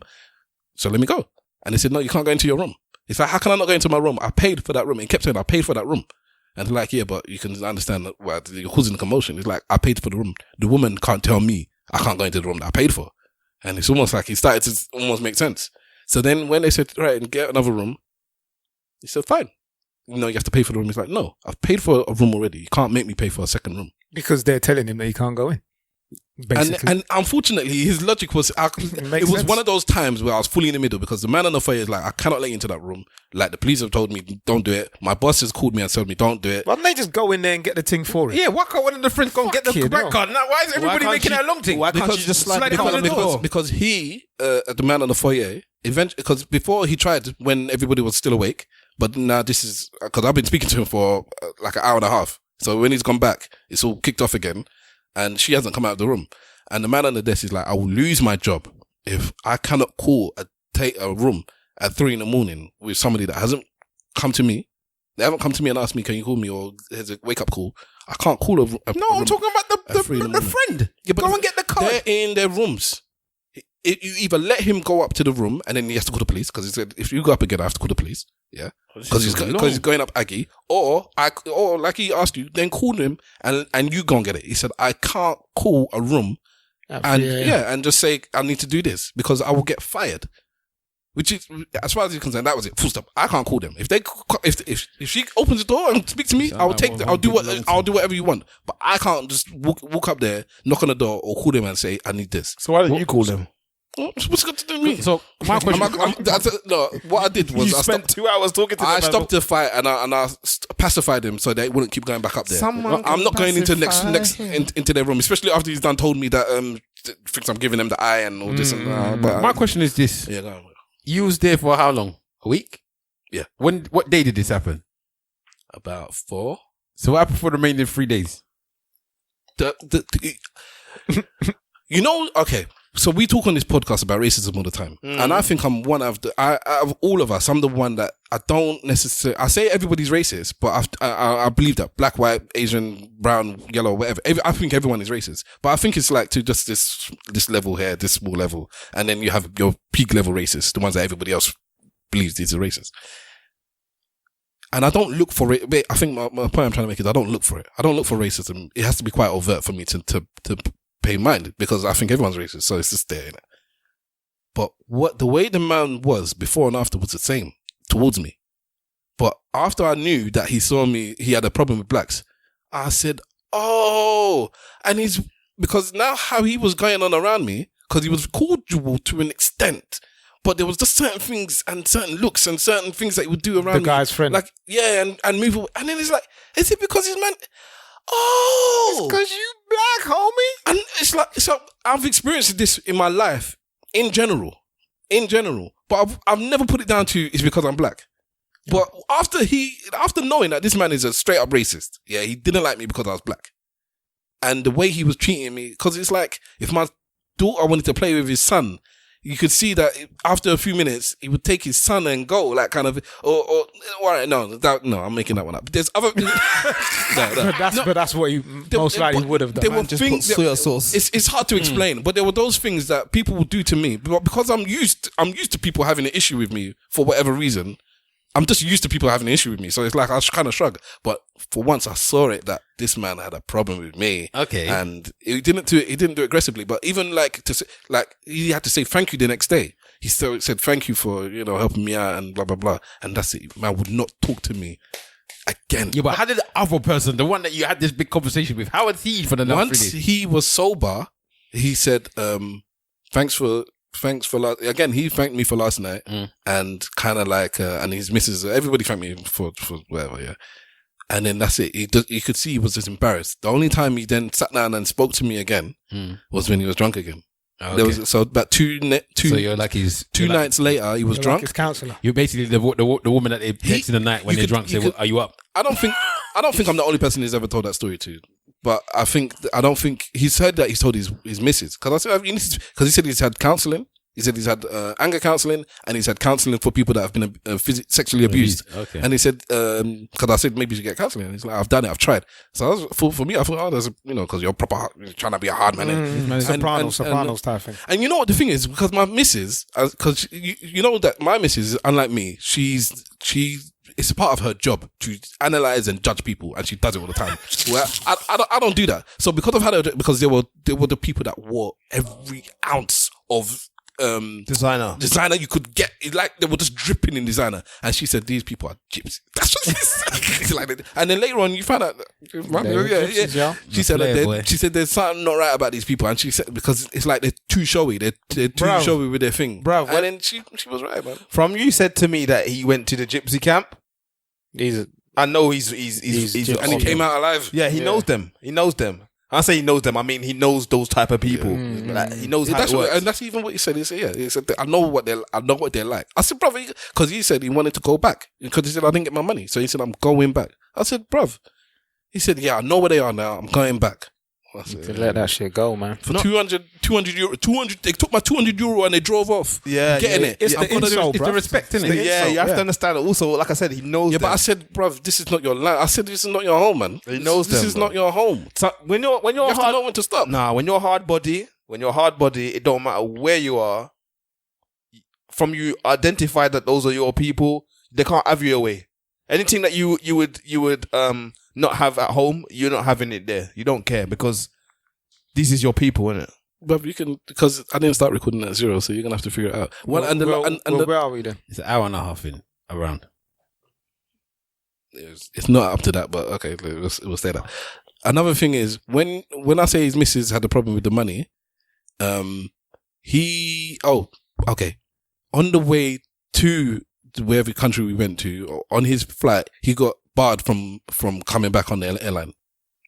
Because of starting whatever he did on the plane to that country, they said you are not allowed back on the flight. So his missus, as far as I was concerned, they were going to go back on separate flights. Because when he was angry with his missus first, he said he's going back tomorrow. Then after he calmed down, I found out that he had to go back on a separate flight. In fact, it was the man at the desk that told me that he's been banned. He was already been banned before he got here. Trust me, he's such a like to be there. Gossip, blood. Yeah, he wouldn't wear his mask on the plane, and they wouldn't let him. They told him he's not allowed back. He made such a big deal before. He can't come back. So, he's in short, his missus took his card and wouldn't let him book a ticket to go back. Because she knows that he would leave her. This woman has No, she left before because he was meant. All right, so let's say they were meant to leave on Saturday, and then he was going to book another flight, or either on the Friday or the Saturday. She left on Friday with his card. Yeah. So then he had to ask his friend now for money again. Oh, this is long. Because he said goodbye to me, but then and I thought it's like I'm going. The missus is going to stay until the allocated day. She booked another ticket and left him with the son. Mad thing. On his card. And he had her card. Let's leave that Jerry Springer story. It's a mad thing, bro. It's a mad. He's trying to move it on. It's gypsy life. Yeah, he can move it on. Yeah, it's a proper that's his job. Springer That's his thing, job. Now, there's a couple of questions that I want to see if we can get through quickly, yeah? Yes. First of them is Big Wahala, designated survivor. You wanted to touch on that last week. And also Stavros, pushing people away and expecting them to push back. What are you on about? Okay, very quickly. But Big Wahala first. It was another podcast of somebody that you never heard that bit. He said very quickly. He did say very quickly. Yeah, but then he also, who is the host, said, but Big Wahala first. Oh, okay, sorry, go on. No, I don't have a problem. You say what you want to say. Because I was go on. No, I'm very sorry. You're right. I didn't hear you. I'm so sorry. Go on. All right, so Designated Survivor. So there's a program on TV called Designated Survivor. I don't really want to discuss Designated Survivor, but there's a situation in Designated Survivor that I'm going to discuss. So please, sorry if anybody's watching this. Spoiler alert. Yeah, but there is a situation where there's something that we would like. Why would you just let the man finish? He never. Because I need to know. What do you mean, the program? Yeah, I don't know. Okay. Right. So anyway, in this program, there is a couple. There is a gay couple. Right. Right. So. Gay? He's not gay. I know what gay is. There's two gay men, right? And they have sexual relations in this program, right? Yeah. So after the sexual relation happens, about a couple of, maybe a day or two later, one of them says, "I need to talk to you," blah blah blah blah blah. And he's like, "Yeah, what's up?" Yeah, blah, blah, blah. And then he says, "Yeah, so I'm HIV positive, but I've taken these pills or whatever that makes the cocktail that makes me no longer have any. You got this particular level or something. There's the cocktail. It can't be. You can't give it to someone else. Apparently, basically, yeah. He's like, I'm safe. It's fine, but I've got HIV, and I'm just telling you. All right. So the other man was offended by this. It was like, so you had HIV and you chose to tell me after we had sex that you had HIV. So the man was like, yeah, but I'm safe, so I didn't feel like I had to tell you, but I'm telling you now. But the other man's like, but you should have told me, innit? You got HIV, you should have told man now you got HIV. You can't just have sex with a man with HIV and not tell me. Well, he's like, well, it's happened, blah, blah, blah. Two. Now, later on, the other guy comes back on because he likes the guy. He's like, all right, fine, your levels is low, right, fair enough, blah, blah, blah. So they're having a conversation about it. And he's like, but you should really apologize for doing what you did. And the guy said to him, I'm not apologizing for being HIV. I don't feel like I should apologize to you. And I don't know why, but I was offended 1,000 times for the other man. The man has come back on a humble flex after, as like I said, you've deceived him, right? You have deceived this man into having sex with you when you got HIV. I don't care. You can't tell me that is not something that should be on the bucket list of things you should tick off to tell a person before you have sex with them. Sexual transmitted disease, I potentially could have it. You should tick that off and tell that person. He had the audacity to tell the man, I don't feel like I should have to apologize for it. Now, for me, I think it was a big thing in the program, and it's only something I could see in 2020, right? Or 2019, but I think it's 2020 that came out. It's only a new school thing that has, from like in the past, you could never have this conversation. So I wanted to know, what do you guys think about that type of situation? If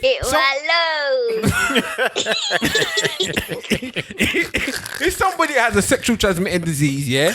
Any sexual transmitted disease, but even up to the level of HIV, which, as far as I'm concerned, that stigma still is there, innit? That is the killer.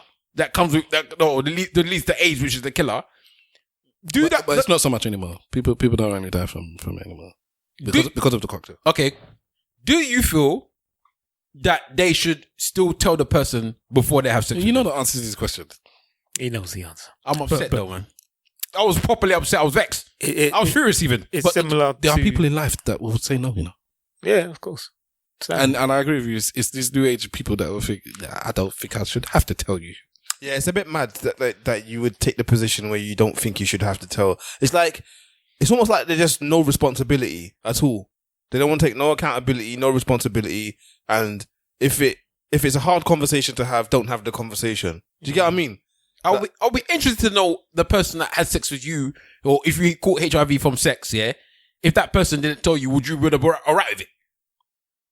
Say again? The person that you may have yourself contracted HIV from. Yeah. The man who has HIV, yeah. Yeah. No, it could have been anybody. No, the man himself in that situation that had HIV. Oh, if the person didn't tell him. The person that he got it, if he potentially got it from someone. Yeah, but he said the man he got it from, not the man that got it. Whatever. Okay, cool. All right. Would you tell that person that same thing? Would you have got to? Oh, you don't. Right, you didn't have to tell me. So, well, he wouldn't have been on the cocktail. It's all right, mate. He or she wouldn't have been on the cocktail. Or maybe they was on the cocktail and maybe they forgot one day. It's weird because even if in the same situation, if a man put cyanide in his drink and then didn't tell him until he started choking and oh yeah, by the way, I put cyanide in your drink. Why did you tell me before? It's a nonsense. It's foolishness. I think a good one is on social media now they're doing this. This is how it started and how it is going now. Yeah, I saw one where it was a trans one. And so you see the person as a boy, and then you see them as a very good looking woman. It's bad, and so because they're on OnlyFans. It's one of them ones now. I would not be able to tell, and so many of the comments is a black person were of. In fact, it wasn't so many comments actually. So many of the comments were there's so much transphobia on this, but I was looking for the transphobia. And it wasn't that much. What I found a lot of, which I don't see why you need to, but I hope you're telling people before you do something. And I think a lot of people are doing this because, like me, you can't tell this one. Well, you can't tell. and the person look buff. So it's like the people will be, that people will be chasing this person. So it's almost like on behalf of the person that's going to chase you, because I've seen you and you look buff. So I know nobody's going to chase you. You need to tell the person that what you are before you but a lot of people don't feel like that's the thing. That's the question. So now we've had discussion before. I remember we were having a big discussion about this. Well, because I saw this and I was reading there and people was like, so there was bare people like, why the person's a woman? Why did they have to say anything? And that's when I was like, how about when you herpes? Yeah. Herpes is a STI, right? Yeah. Am I correct in saying that you can still have sex during a certain time? Like, you may take some medication and then it's going to go for, I don't know, 3 weeks and then it'll come back for a week or something like that. Yeah. So based on that, when you haven't got it, everyone's got herpes though. but you know what I mean, the one that you can contract. It actually flames up. The one that flames up. The one that Usher's got. Yeah? So... You got it bad. You wanted some. The one that he's got. So... And they call let it right burn. back. Let it burn for real. Damn shit. But no, when you haven't got it, should you tell your sexual partner, if it's a new partner, that I've got herpes, but at the moment it's cool?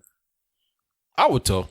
You're supposed to. It's the same thing, isn't it? I would tell, man. And if I thing. had something like this, any type of sexual transmitted disease, I would tell somebody. I would tell people a lot of things before I had sex with them if I thought like it's something I myself would want to know. So for me, it's like like this is what I think is mad. Yeah, I think a lot of people wouldn't tell about the herpes one because when it's not because it's a visual thing. So imagine cold sores. Yeah, so let's move it to cold sore. If you had a cold sore and it's visible, you wouldn't kiss somebody. But when it goes down, you would kiss somebody. Because it's not gonna, you can't transmit it when it's not. Yeah, but I think up. sex is a bit different. Yeah, but but because it's the same actual. You can catch it. Is it? What's it? It's not virus or disease or what? It's the same thing. What's the word? I can't remember what. Whatever it is, it's the same thing. So the point is, if you had a cold sore on your thing and it flared up once every 3 years, and it flared up for 2 weeks and then it disappeared, you are not telling people. Some people might tell. Some people, but I don't think most people would do it in the meantime. I think it's the same thing. I think it's mad though. Yeah. Me, You might be right. the thing I think is mad is that if I slept with your best friend in the past, or even somebody that you know in the past, you would expect me to tell you that I slept with your best friend in the past, or one of your friends in the past, but you wouldn't say that I would expect you to tell you that I was either a man or a woman in the past. The past only matters for certain things, but not for everything. No, I get you. Like, do you know what I mean? Yeah. Why, either the past matters or it doesn't. Yeah. It's only these things matter in the past. Yeah, when you put it like that. But that thing don't matter in the past. Do you know what I mean? Yeah, If you're trans, well, some people that are trans women feel that I'm a trans woman or I'm a woman. So even leave out the trans bit. So I don't need to tell you what I was biologically born as because I am not a man. I'm a woman. So your friend was your friend. So it doesn't matter, that's it. Yeah, but I was not a man. I was just born with a penis. Okay, but let's say that the person himself says, you personally know that this person has said in the past maybe, you know what, I wouldn't, if somebody was a transsexual, you've made the story, innit? If somebody said... but I said, like, if they said, you know what, you've heard them talk about, like, I don't know, man, maybe I might do something with a transsexual, but I would prefer to know, but maybe I might. So they're not even going on the facts that they would never do it. Yeah. I would expect you to tell that person because you've already heard that. I would assume that a trans person that is talking to somebody who's open and enough to willingly say it off their own back because they didn't mention it, that I would be of a trans, I would just hopefully they would tell me. I would hope, at least at that point, a trans person would be like, well, aha! Do you know what it is? You got the opportunity. Do you know what the thing with me is? In that type of situation, I don't know why anybody would want to be with somebody that potentially does not want to be with you. But then if that's their thing. So this is the life though. If they're saying to you like, boom, if you know that if you got a fear that telling them might, because I'm not saying it's definitely a fear. Maybe again, as you say, they just don't feel like they need to tell them. But if it's a fear that because this guy was saying there's a fear of me telling with the HIV thing that it's a fear of blah blah blah. That's why I don't tell. So let's say in this situation, so you just go around raping people. Anyway, go on. What? It's basically because the consent's not there, is it? They say if you don't have full consent to sex, then it's rape. Okay. All right. So if the case was that now that it was a fear that you're saying that you're not telling them because you don't know how that person's going to react, I don't understand why you'd want to... I agree with you completely, but that is not how most people are. This is why they change themselves, why they get plastic surgery, why they wear tons and tons of makeup. You have that other new viral thing. If you don't accept me as I am in the morning, then you can't accept me as I am in the evening when I'm made up, where they look like two completely different people. So, and I'm the big proponent of don't try and be with somebody that wouldn't accept you for who you are. That's what I'm saying. I would get it. I don't get why you'd want to be with somebody that doesn't actually accept you. But that is how I think maybe half or more than half of people. I don't think it's a low number. It's at least half of the people is like, I'm willing to fake it to make it because or maybe it's just I want you so badly. I'm willing to it's mad. It's a mad thing. Anyway, that was my thing that I wanted to talk about. Doesn't it, Bob? Pushing back. Yeah, listen to a podcast. Somebody was talking about, and they listen to this as well, so they might put two and two together. But somebody was saying that they were going through a rough period, and they kind of locked people off. Yeah, and they knew who their real friends were because they kept going. Like basically, they wouldn't let them stay secluded. Yeah. And they said, so when it came out the other side, it's like these few people that I know were my bona fides and I'm still friends with them to this day. To this day. And I thought, I'm a real friendly person and I would do, well, hopefully you guys know, I would do a lot for anybody. If they ask me for it, I would do anything for you. Up to the point where when you tell me to leave you alone, then I leave you alone. So I don't get this thing about, there's people where it's like, if you don't force your way into my life when I'm feeling down or when I'm trying to push you away, then you're not really my real friend. I don't like all the nonsense there. I don't get it. I'm going to go as far as to say that you probably have to take this on a case-by-case basis. And what it sounds like to me, I could be wrong, but what it sounds like to me, the person is saying that if you know them as a person, you would know that if they get to the point where they're pushing people away, it's because they need people more than not. I haven't got time for that.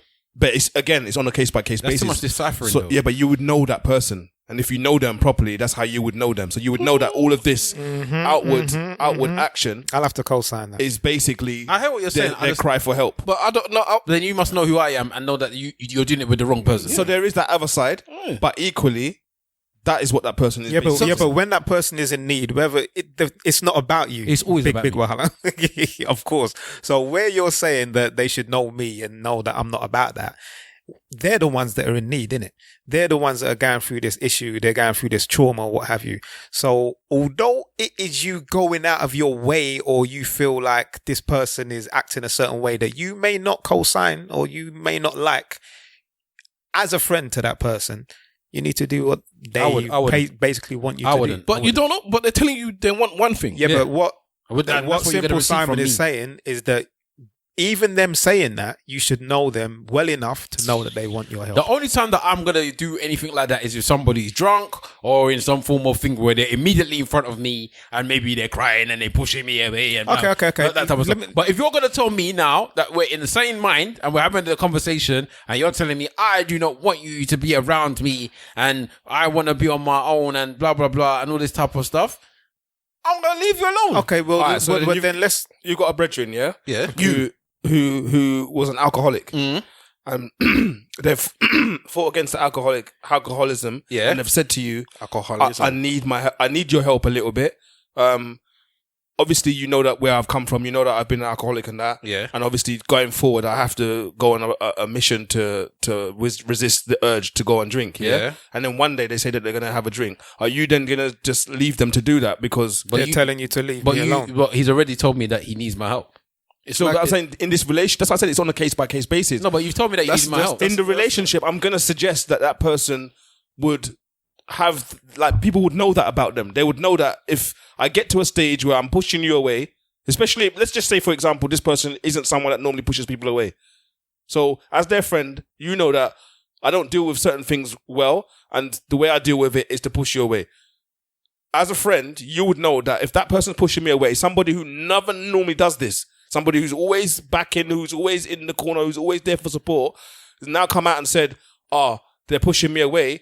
I know that this is a telltale sign that they're in this kind of mental space or they're in this place here. And I have to push back. I'm not saying... long. Yeah, but it's not just about friendship because it can be family members as well. That's also long.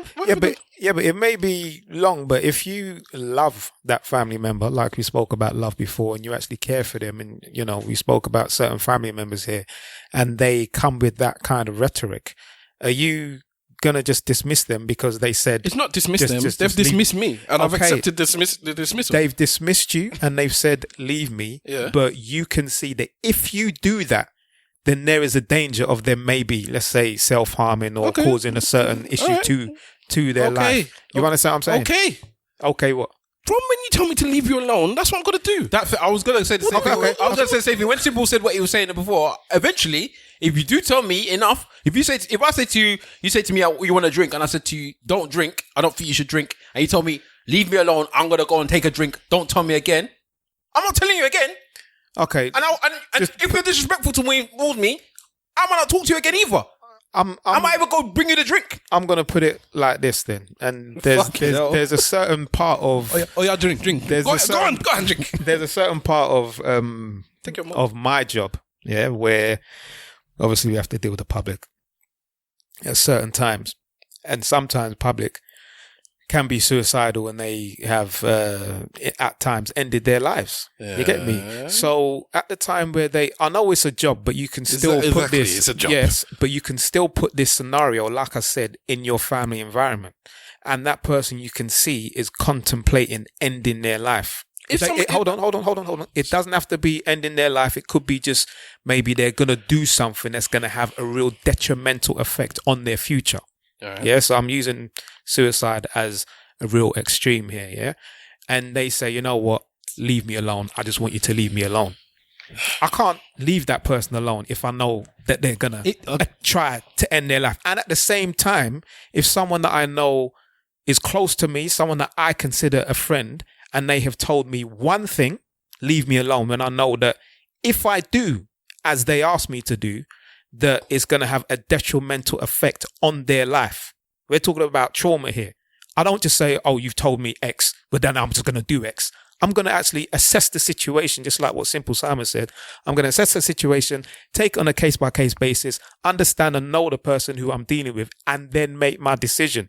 I'm not just going to, paint everybody with the same paint. If the person is suicidal, then I still, depending, I'm still not going to go maybe to as far as people might go, but I will be more thinking to be like, okay, I can't really leave you alone now because you're going to kill yourself, blah, blah, blah, blah, blah. But after we get to the point where you're all right, me and you're going to have a talk, blood. And I'm not, as I said to me, cool. I'm not here for the, I know that people say this wrong and I've heard this thing before, and I guess I don't care what state of mind you're in.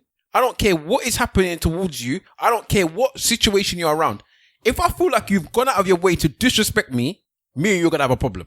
But where's the disrespect? So no, that's what I'm saying. It depends on how you dismiss me.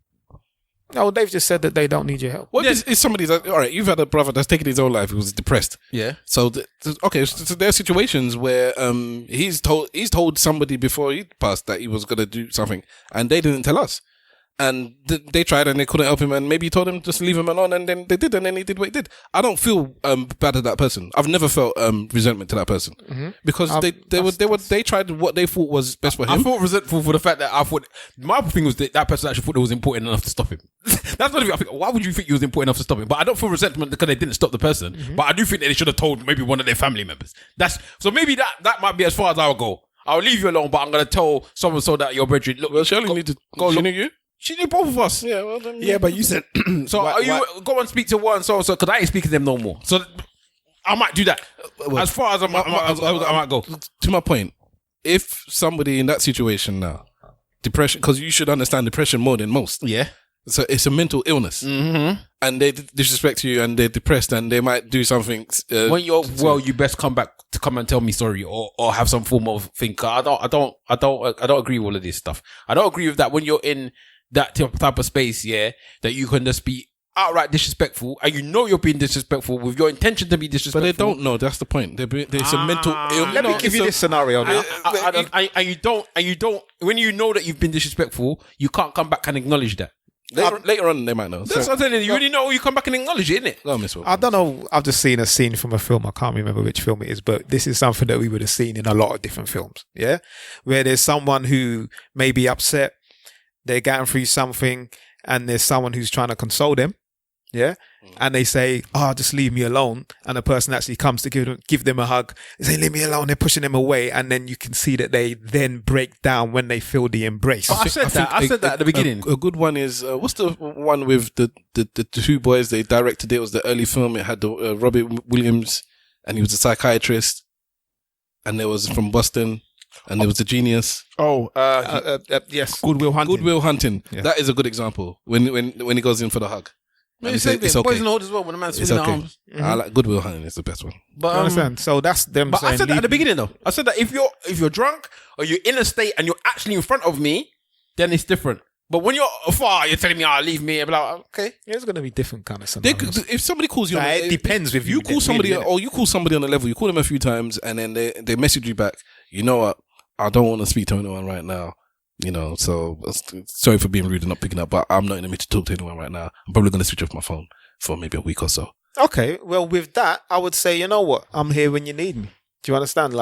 But that's my point. Is there are some people. It's like she would feel away because I never. That's not enough. They didn't go to the door and start banging on the door. That seemed like that was the situation, and I'm just like, because I would do exactly what you did, and I would think I'm being the good friend, that I'm respecting your wishes, and I'm telling you that I'm here for you when you need me. I might check on them maybe after a couple of weeks. I'll probably do the same thing. Do you understand? But yeah, but that's different. You're then adhering to their respect, which they said, leave me for a while, get in contact with me before you get in contact. So that's not a big deal. But it's when somebody's telling you, don't talk to me, I don't want to talk to anyone, blah, blah, blah, blah, blah. What am I chasing that person for? It's interesting that we have. I'm inherently selfish. I'm not selfish, but for me, I'm doing what you asked me to do. Because I know when I tell you to leave me alone, when I tell you, that's what I mean. I don't mean come. So I'll tell you what I mean. So we left you alone in Cuba. Well, that was good then, isn't it? Yeah, I'm saying. No, one person didn't. Who got it? Oh yeah, it was international swagger. Just spoke to me today. Actually, this is the point, because it was upset with me, and up to today I still don't get. No, but I get why he's still kind of because he's a friend that will check on the person. And I'm the friend that is like, when I tell you to leave me alone, I leave you alone. I'm a friend that knows the guy, innit? So we knew if he says that, just leave the. That's what I said to him, and I said it to him. Remember, I don't know who was with me. Maybe one of you lot was with me. I said, "That's my brother. He says leave you alone. Just leave." And it was equal. Like, how can you leave your brother like that? I said, because you told me to leave him alone. What do you mean? What can I leave him alone? The man told me to leave him alone. He's a big man. What am I chasing a big man for? He told me to leave him alone, so I left him. Well, there you go. But in their brain, they don't see it like that. That's the different mentality. It's very interesting, because Simple Simon, because you would have come to me. No. But you're saying, Simple Simon is saying it's based on person to person to person. One person says, leave me alone, and it's like, I know you don't really mean what you're saying. You're reaching out for something. And another person says, leave him alone, and it's like, I know that's what you mean, so I'm going to leave you alone. Yeah. For those that don't know, when we went to Cuba, Stavros was ill. He was really ill, to the point he had to go to hospital. I went to the hospital. Yeah, you went to the hospital, and at the time, shout out to Cuba, free. You get me? And at the time, he basically told us, "I'm sick. Just leave me alone." Sorry, Simple Simon. But that's it. We just left them alone, because I know Stav, or I think I know Stav, and if Stav says leave him alone, leave him alone. Just leave me alone. I actually wanted to check on him, but I know the guy. I wanted to check on him. You understand? But I also know the guy. I didn't want to check on him. My check on him wasn't going to be on, how are you? Are you all right? I was just going to give him a bottle of water and cut. Because all I need to see is that he's not alive. He's not delirious. And literally, that's what I did. I went in there, because Staff snores really, really badly. Yeah, he snores really badly.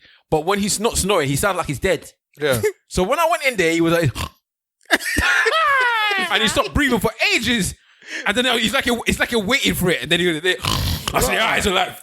And then I left the room. Yeah. As soon as I heard him start snoring, I left the room. All my girlfriends have said that, man. COVID-18, boy. Yeah, 18.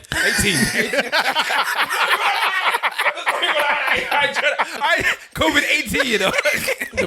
the prelude. Well, because it's good COVID-19 because it happened in 2019. Yeah, it's true. So 19. February. Shit. Prelude before power. Yeah, because all my girlfriends have told me, like, previously, I thought you died. Previously on COVID-19. It could have been early COVID, man. But it only knocked me out for like 36 hours. But you missed the best 36 hours.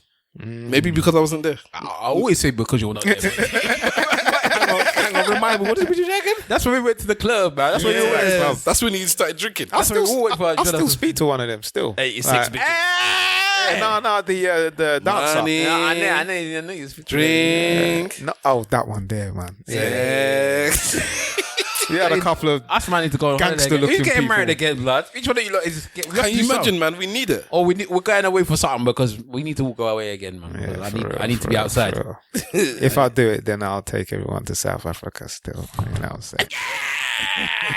If I was that way inclined, I'd be the type to break up with my missus before. Listen. There's one man, I'm not going to say his name, yeah? But there's one man that constantly keeps telling me about South Africa, you know. He goes, South Africa's too much. I know what you mean. He goes, this is too much. Then he'll come and show me his phone. Look at this. South Africa. Small waist, big butt. I'm telling you, if I go there, it's a problem. I don't go there. I go there every year. You know, I just go there because I need to go and do what I'm doing. But it's a problem. You can tell us off air, man. Is it? Right, we're going to wrap up, yeah? But I just want us to touch on this very quickly. Yeah, it's not deep. It's the one that I sent in today.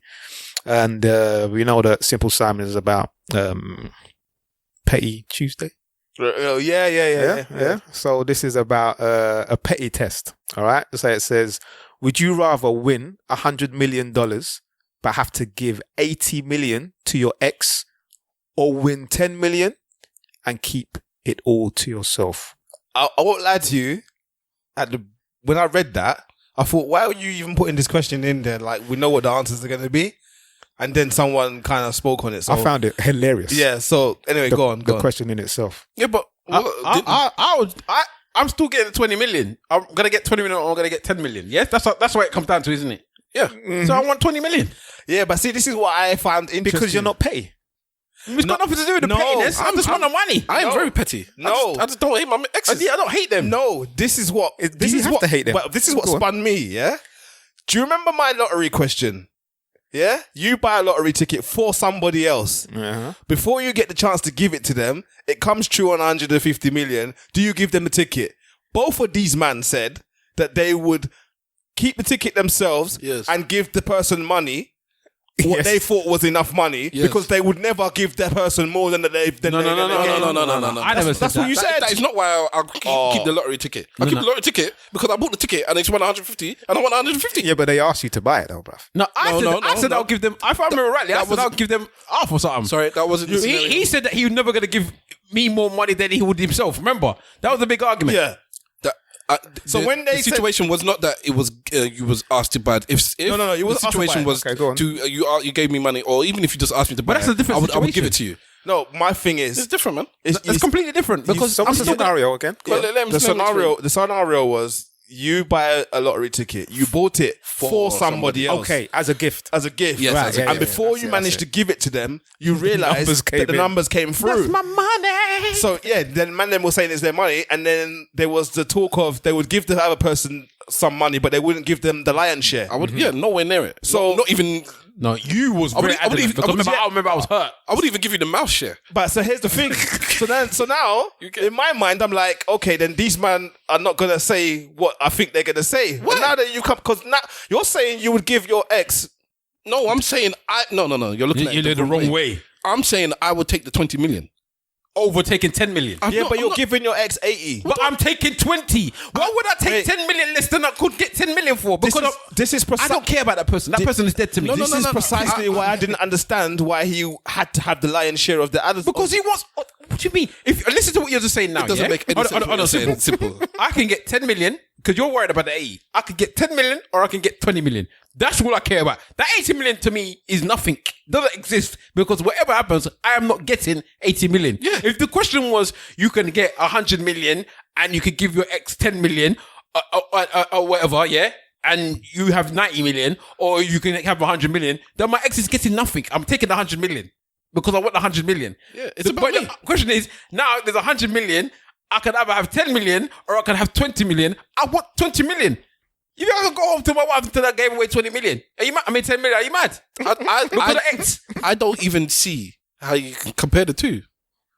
Yeah, I want a lottery ticket. And then when you do compare the two, the running theme is that, Stavros wants all the money you can get. All the money. Oh, any motherfucker's giving money, I'm going to take it. So I don't understand why. I would never in my brain even think about the 80 million. It will burn me that I'm giving somebody 80 million away. Burn it, you. It'll burn me if I get my mum 80 million. It'll burn if you gave your mum 80 million. If I had 100 million and I had to give her 80 million, it'll burn me, blood. What do you mean? Why? Why? That's my money, blood. Bruh. My mom's old, man. She can take 30 million. She don't do 80. What you do with 8? What you do with 8 million? They just give it away to cousins. Inheritance, bro. Yeah, exactly. So then I'm gonna get taxed on the 80 million I gave her in the first place. One time. That's the new thing, boy. It was low.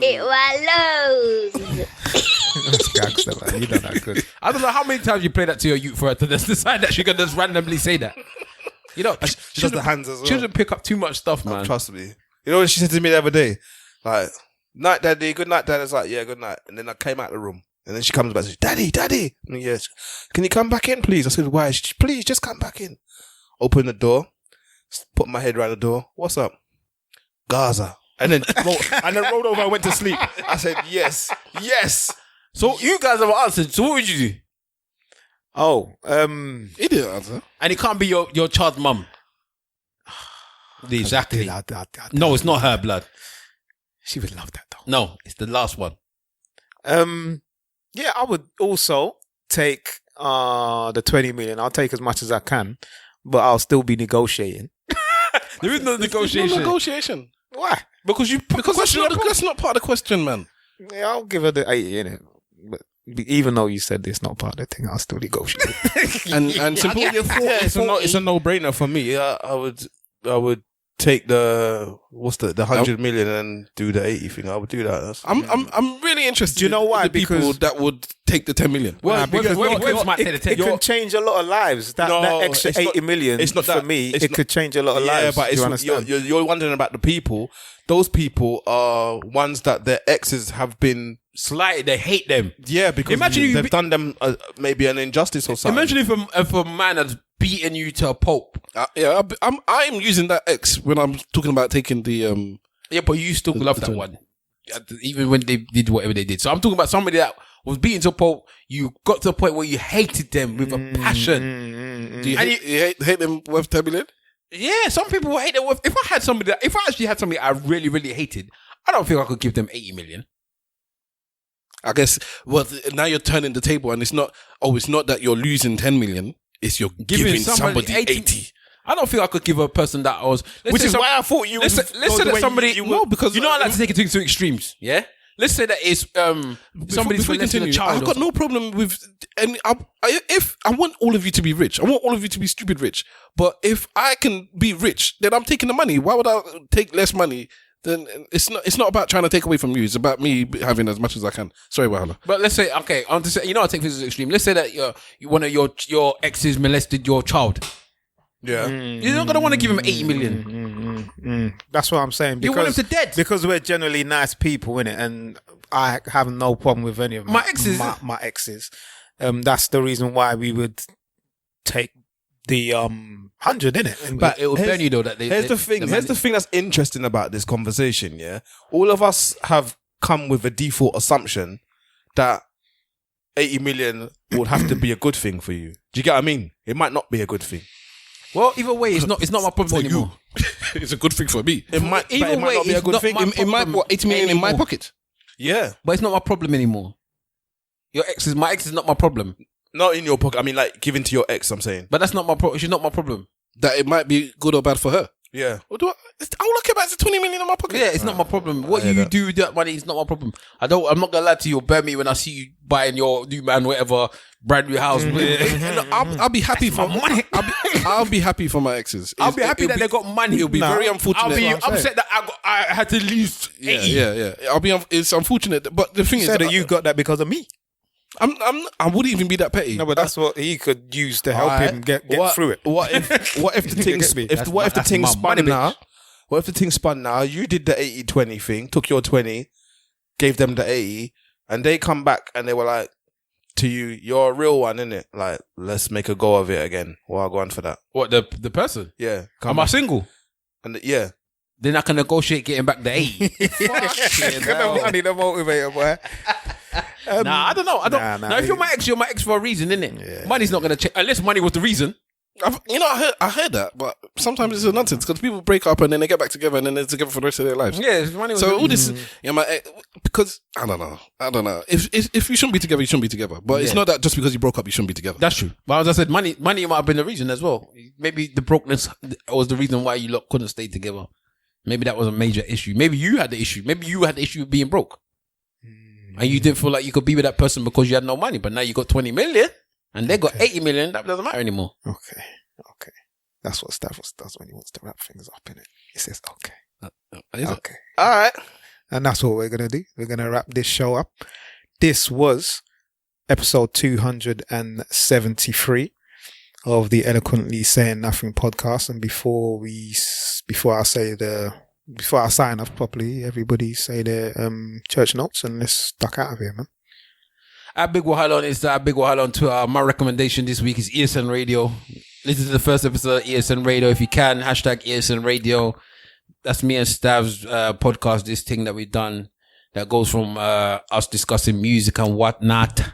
So yeah, ESN Radio if you can. Big up yourselves.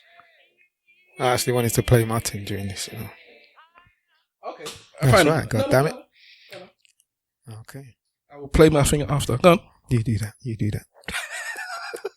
So good.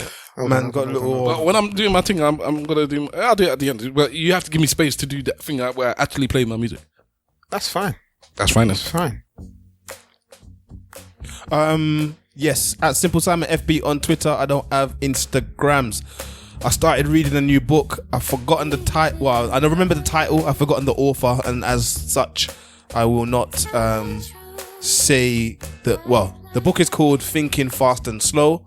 I can't remember the author's name for the life of me. It's a good book though. Yeah, so I'm plugging that definitely. I've only gotten one chapter into it. I read the intro and the chapter. The intro is a chapter. Daniel, this is mad, you know. Because I just put thinking and this is thinking, and the first thing that came out was Thinking Fast and Slow. Yeah. He said Juju. Anyway, Daniel Kahneman. That's it. Yeah, that's the one. Very Kahneman. Sorry. Very good book so far. It's a little bit of a psychology thing.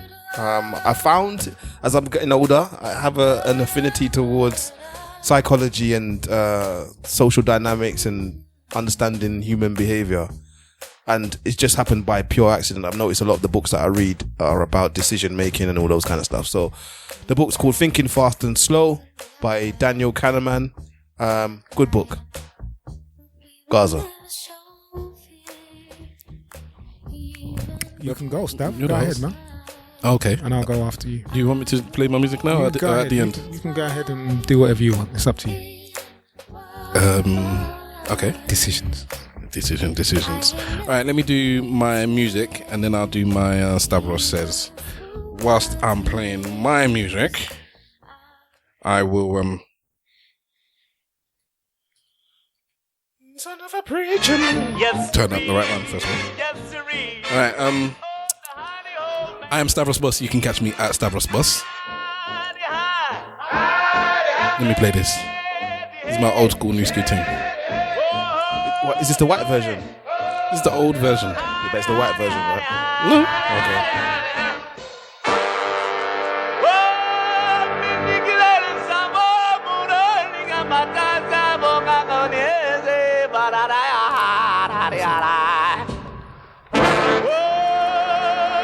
Saying what?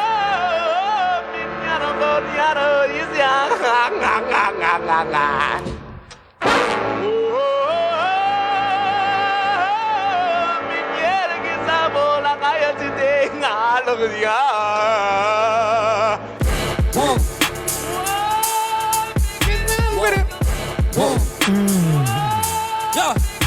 Whoa.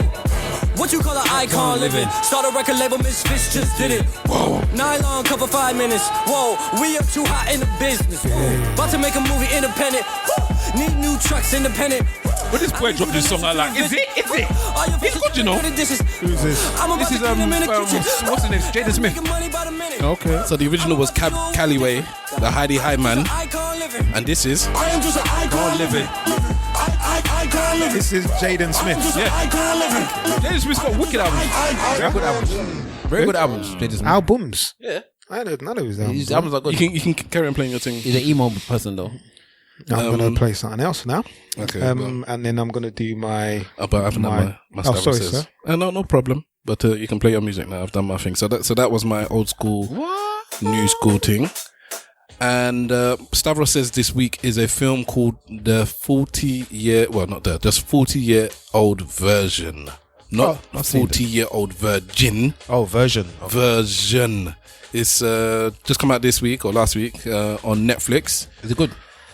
Yes. Well, I'm recommending it, innit? It's a film that was produced, written, directed, and starring the same black woman who is coming up to her 40th year. She's a playwright, and then she decides to do a mixtape in the film, and it's semi-autobiographical. It won some awards. It's very well written. It's very well. She's a good actress. So the best things about it are her facial features in the film and the music. She goes and finds a producer for her mixtape, and some of the beats. Oh my days, some proper good hip hop beats. So it's on Netflix. The 40-year-old Version, VER. It was a SION. Yeah, not Virgin. So not the comedy film. Whoa. I just read a tweet. I'm going to see it online. Hope you're having a better weekend than me. Found out that my girlfriend cheated having a fivesome. Yes, sex with 4 guys in the bathroom of a house party this weekend. After taking hours to confess, 2020 hasn't disappointed. Send me virtual hugs. You know what? Do you know that video that you showed the other day with the two African? It was like an African TV show where the woman was like, "When I have sex with you, I think of your brother" or something like that. Oh yeah. Oh, this one that's as deep as that. 5 man. That's not your girl. We didn't even talk about Chip friend. Yeah. Oh yeah. Oh, you can't. But the host didn't ring up Chip. Oh, that's true. You know. Yeah, it's mad. Chip versus Stormzy. Yeah, it's a shame. All right, and listen to ESN Radio. We'll talk about it. Yeah. Also, I don't know. You want to talk about Chip? well, I think that's like the biggest thing that everyone's talking That's about. what I saw one. In fact, two people have asked us to talk about it. Is it? Yeah. How long have we got? Oh yeah. Well yeah. How long? It's up to you. You're the host now. Yeah, but I'm asking you. We've how gone long- over 2 hours. So if you're but bang on, we can't talk. Can you tell me how long? No, because I didn't. I just told you I didn't know. When you asked me earlier on. But I know kind of at the time. Okay, you can look at it. I did not start this at the time, so that is not the time. So it's about 2 hours and 5, isn't it? I told her I wasn't paying the mind. Are we going to talk about it, yes or no? Go on. It's up to You you. can touch on it, bruv, quickly. All right. So then, can you load the music now? Yeah. All right. So, I suppose everyone's going to talk about it. So I don't want it to be a case that we're just going to go over this thing, but this Chip versus Stormzy thing is a bit deep. So, anyone that does know about the story, hopefully you've seen the videos that come alongside it. So there's a video let's start the timeline.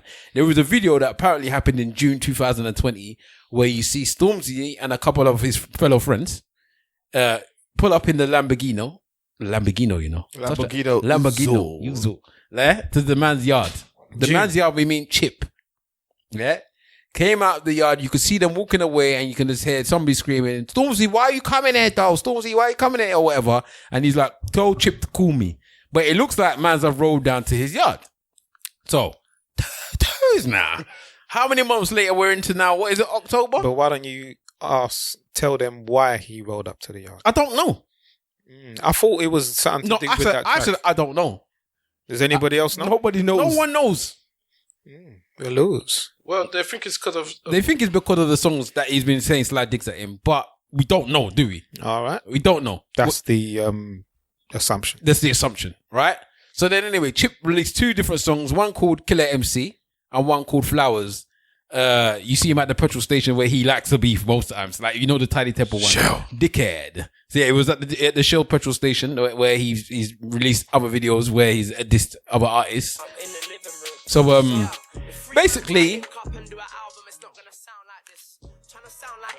are you running as the original? This is where everyone thought. He is talking about him though. Done 10 years in this thing. Round here we don't hear you're a king, man. We'll take your throne. Piss on your forehead, know your role. Yeah, but that's a straight diss, bro. If it is about Stormzy. Apparently, a lot of people saying it is about somebody, but it's not about Stormzy. Who's it about then? I don't know.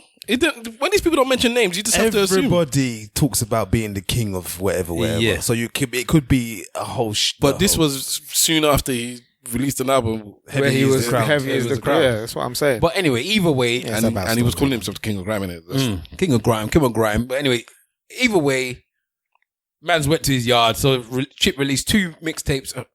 2 songs that's meant to be on the new mixtape that's coming out. I don't know if the mixtape itself is called Flowers as well. But yeah.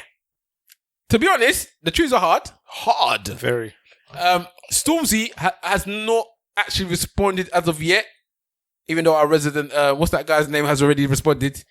I think his name, man. Oh, our resident Zimbabwean. The spoof, the comedy one. Yeah, has already responded. Which he's really good, that guy. By the way. I wonder how long it's going to last, though. I wonder how long it's going to last. But yeah, so Stormzy hasn't responded yet. So until he responds, Stormzy shouldn't respond. I said that to my wife yesterday, and she was like, "Yeah, he has to." I said, "No." I said, "No. If I was him to save himself all of this drama, I wouldn't respond because it all looks mad." And Chip is begging it now, and that looks stupid. Yeah, it looks.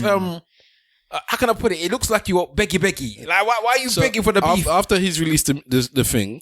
Previously, once Chip has, in the last few beefs, it's been this thing where people have come back within 24, 48 hours. It's like, and then it was the same when Stormzy was going with Wiley. It's like, bang, it's like you have to come back within 24 hours. And he was saying it in the song 24 hours to reply. He was saying it himself.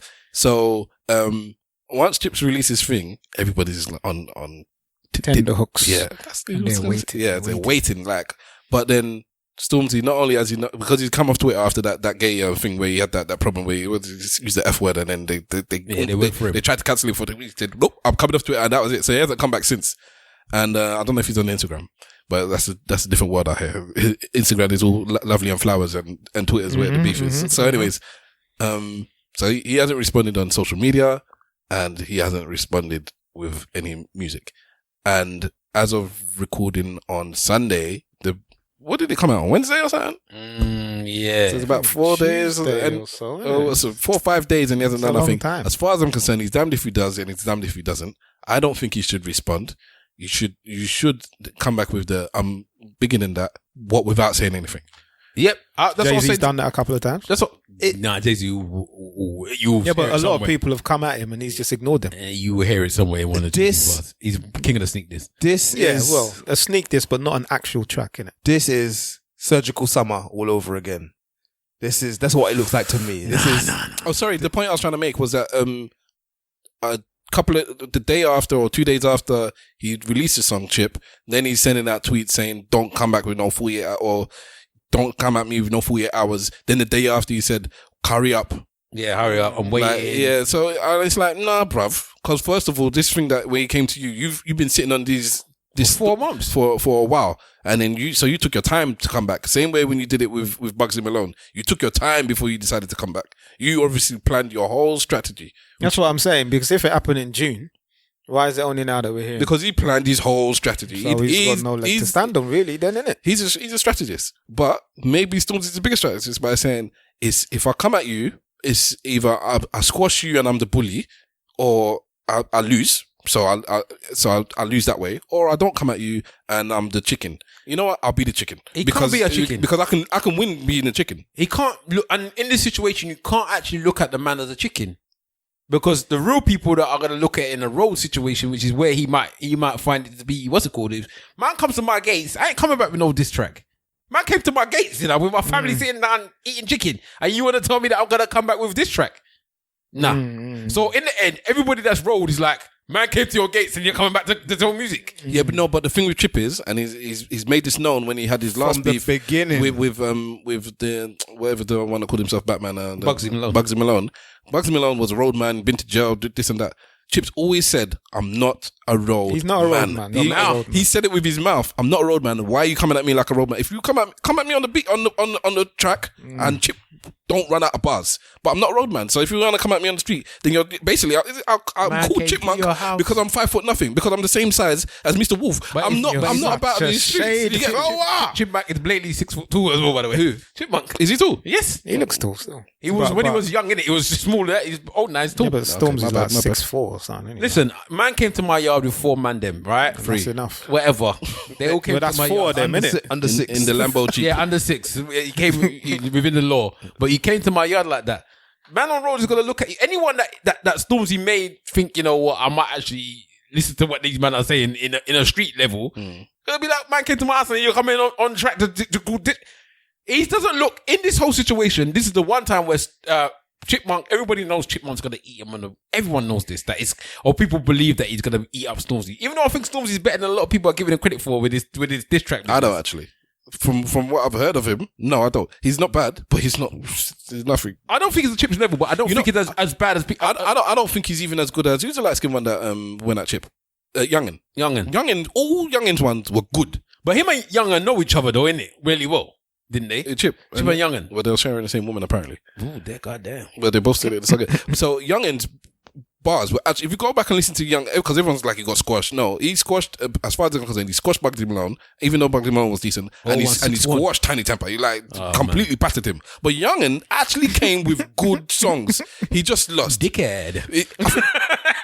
He just lost because he got caught up in if it was just Chip versus Youngin would have held his own, but because there were so many people coming at Chip and he battered everybody else, he kind of like got caught up in the thing and it's like, bro, you got battered as well. I think this whole situation here, you got to just leave it as, I don't know, Chip's looking a bit funny in the light because of the way he's reacting. He should have just did the diss tracks and said nothing after.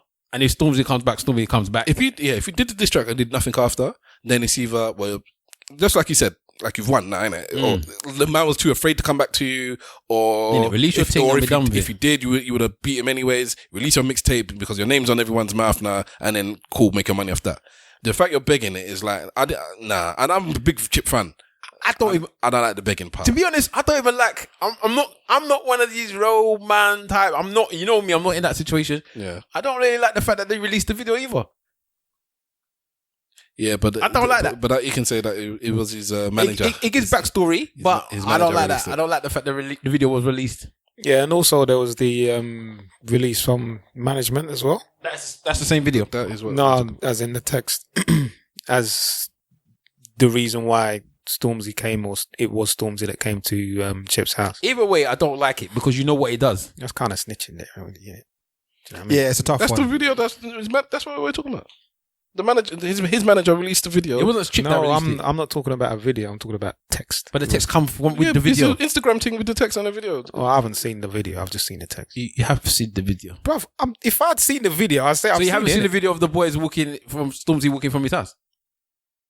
Yeah, I've seen that. That's what we're talking about. That's what comes with the text. Oh, I thought they were separate. No, same thing. So, yeah, I don't know what you man think. I already think that Chips, if you go at Chip, only people I think that can either go at Chip is going to be Gets, Wretch, and Kano. I think everyone else should just sit down. That's my personal opinion. Don't come at this man unless you're Kano, Wretch, or Giggs. Gets. Don't come at him. I think Chip is Batman. Give him enough time, it will take you out. If you corner him, I don't know if he's going to do it. He'll take you out, bro. I don't know if he will do it. So against the mans that you've spoken about, I think if they cornered him, any one of them cornered him, I think they would have him. What's cornering? I mean, like it happens right now. There's no, you've got a 3 months or whatever to write a strategy, to plan a strategy, to come correct. Like if they just said, all right, let's do it now, right now, he would be good. But I think one of them other mans would be able to spin him, especially Ghetto. Because Ghetto is one of them mans that he's Gets and there's Ghetto blood. And Gets, I don't think there's many men out there that when it comes to bars on this lyrical warfare thing, they're going to get on. Ghetto's not going to beat. Ask Carlos. Ask Carlos. I don't think many men are going to beat man like him, bruv. As far as I'm concerned. That's my Mount Rushmore, boy. Or in the UK right there. Including Chip as Chip, the fourth. Yeah, Chip, Ghetto, Wretch, and Kano. I'll put them up against any four from America. I'll take out Wretch, and I don't know who I'll put in there. What? Because I know he's a good lyricist. What, you're talking about war bars, innit? No, I'm talking about like. Can he do war? No. I'm not saying war. I'm talking about. He's amazing. Like Wretch is amazing. I don't think you listen to Wretch the last couple. He's amazing. Is he half man? He's not half man. Just straight amazing. Wretch, amazing. So potentially, as an artist, could be probably better than all of them. You're saying as an artist now. That's the thing. I know the MC. I'm not saying that as an MC. Kano's the best. There's no argument with me with any of them. Because I might put DWE there. And I'm not saying that he's not better than Wretch. I'm just saying for me. No, but you see, the thing about DWE is, I think anybody who knows the scene or whatever, he represents the culture, but I wouldn't put him up there like lyrically. I'm talking about as an artist, because I know, if put it this way, if I'm going to a show, I know which one I'd rather watch. I'd rather go to a D-double than a Wretch. Nah, Wretch, man. If you're going to a show and you're going to a D-double show, you're not going to actually listen to any whole tracks, because they don't play whole tracks at D-double shows. All they do is this. All they do is at D-double, and this is what I love as well. At D-double, this is what happens. The tune comes on, intro, and my man goes, ooh, ooh, and it's a rebore. Yeah. 96 times. So it's like you go for the adventure.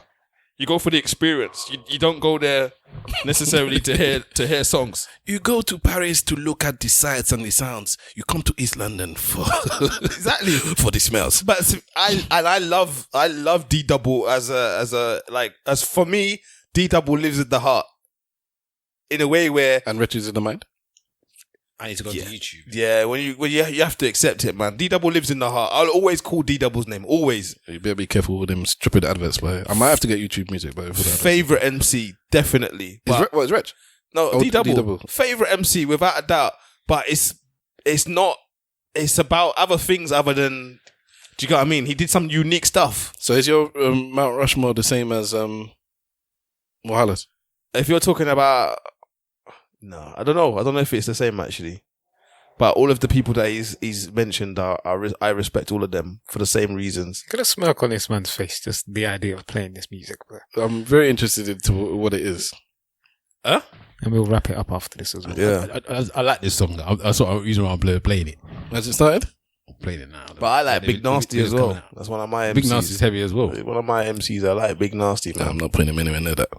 Hey, if you listen to Big Nasty, he's talking the quang sometimes, bro. Let me get to Rich's verse still. Play it then. Come on. Imagine if this was me trying to find a thing. Spiritual, I can pick up a man's aura. Butter bread, you can pick up a man's flora. You know, so for the tip of a man's bora. Cornea, you can't think of a man for. Sounds so bad through YouTube, man, compared to Tidal. Giving these niggas a man's trauma. Man will burn out a pussy and informer. Just corner. You ain't never seen a baller. Yeah. That can give everything that you order. Just corner. Chickens dip in a man's corner. Yeah. Every day I got gal in a man's corner. Got a chick in a hot sauna. Yeah. I'm the king of this man's sauna. It's coming. It is verse now. I was watching and slipping that man caught. I can pretend I had it easy and my spoon was gold plated. But it's been a strain trying to exercise my patience. Most cards start with happy belated. Last sentence, you'll get restless for presents I ain't been paid yet. Washing down my dinner with my tears.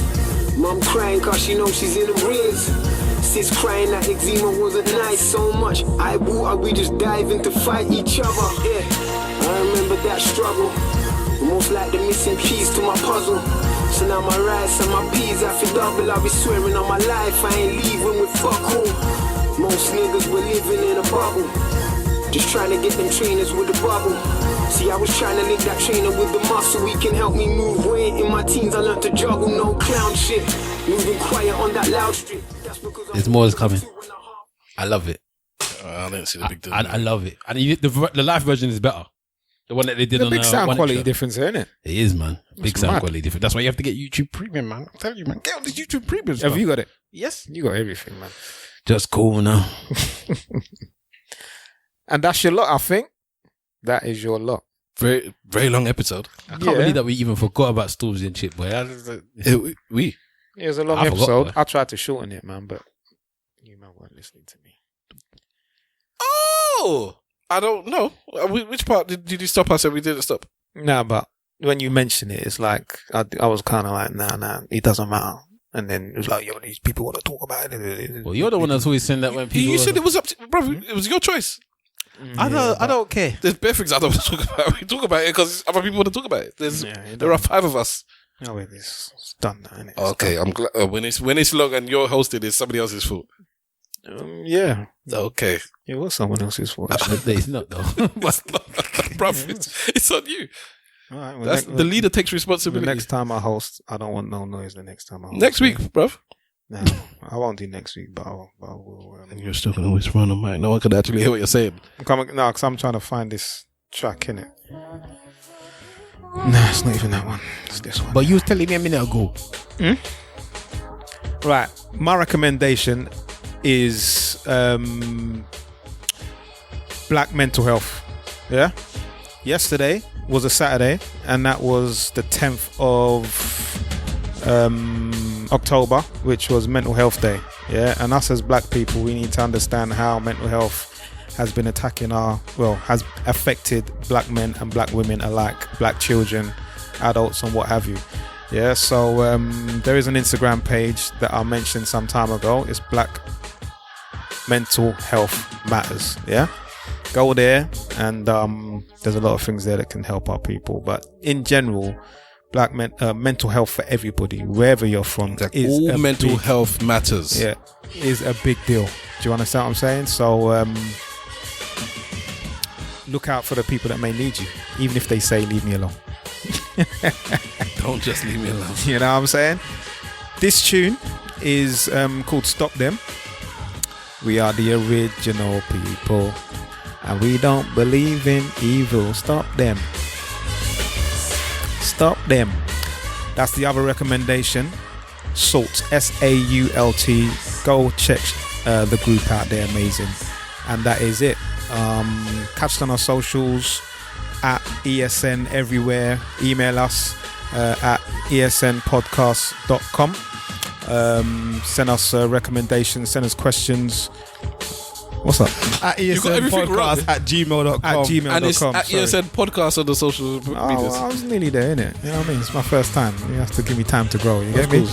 Yeah, man. So, recommendations, questions. If there's something today that you weren't happy about, that you want to speak about, and you want to correct us, then please do so. It was too long. Rack off. Yeah, I understand. And rate and review. Where do they rate and review our stuff? Apple Podcasts or any of your things that you can. A lot of them do it, but Apple's the one that makes a difference. Cool, lovely, and that's it. Remember, if you ain't saying nothing, say it well. It's like for life. Boom, bitches. Bruv, it's your fault. Take responsibility for the length and the girth of the podcast. Length and the girth. Nearly 2.5 hours. Feeling this track, bro.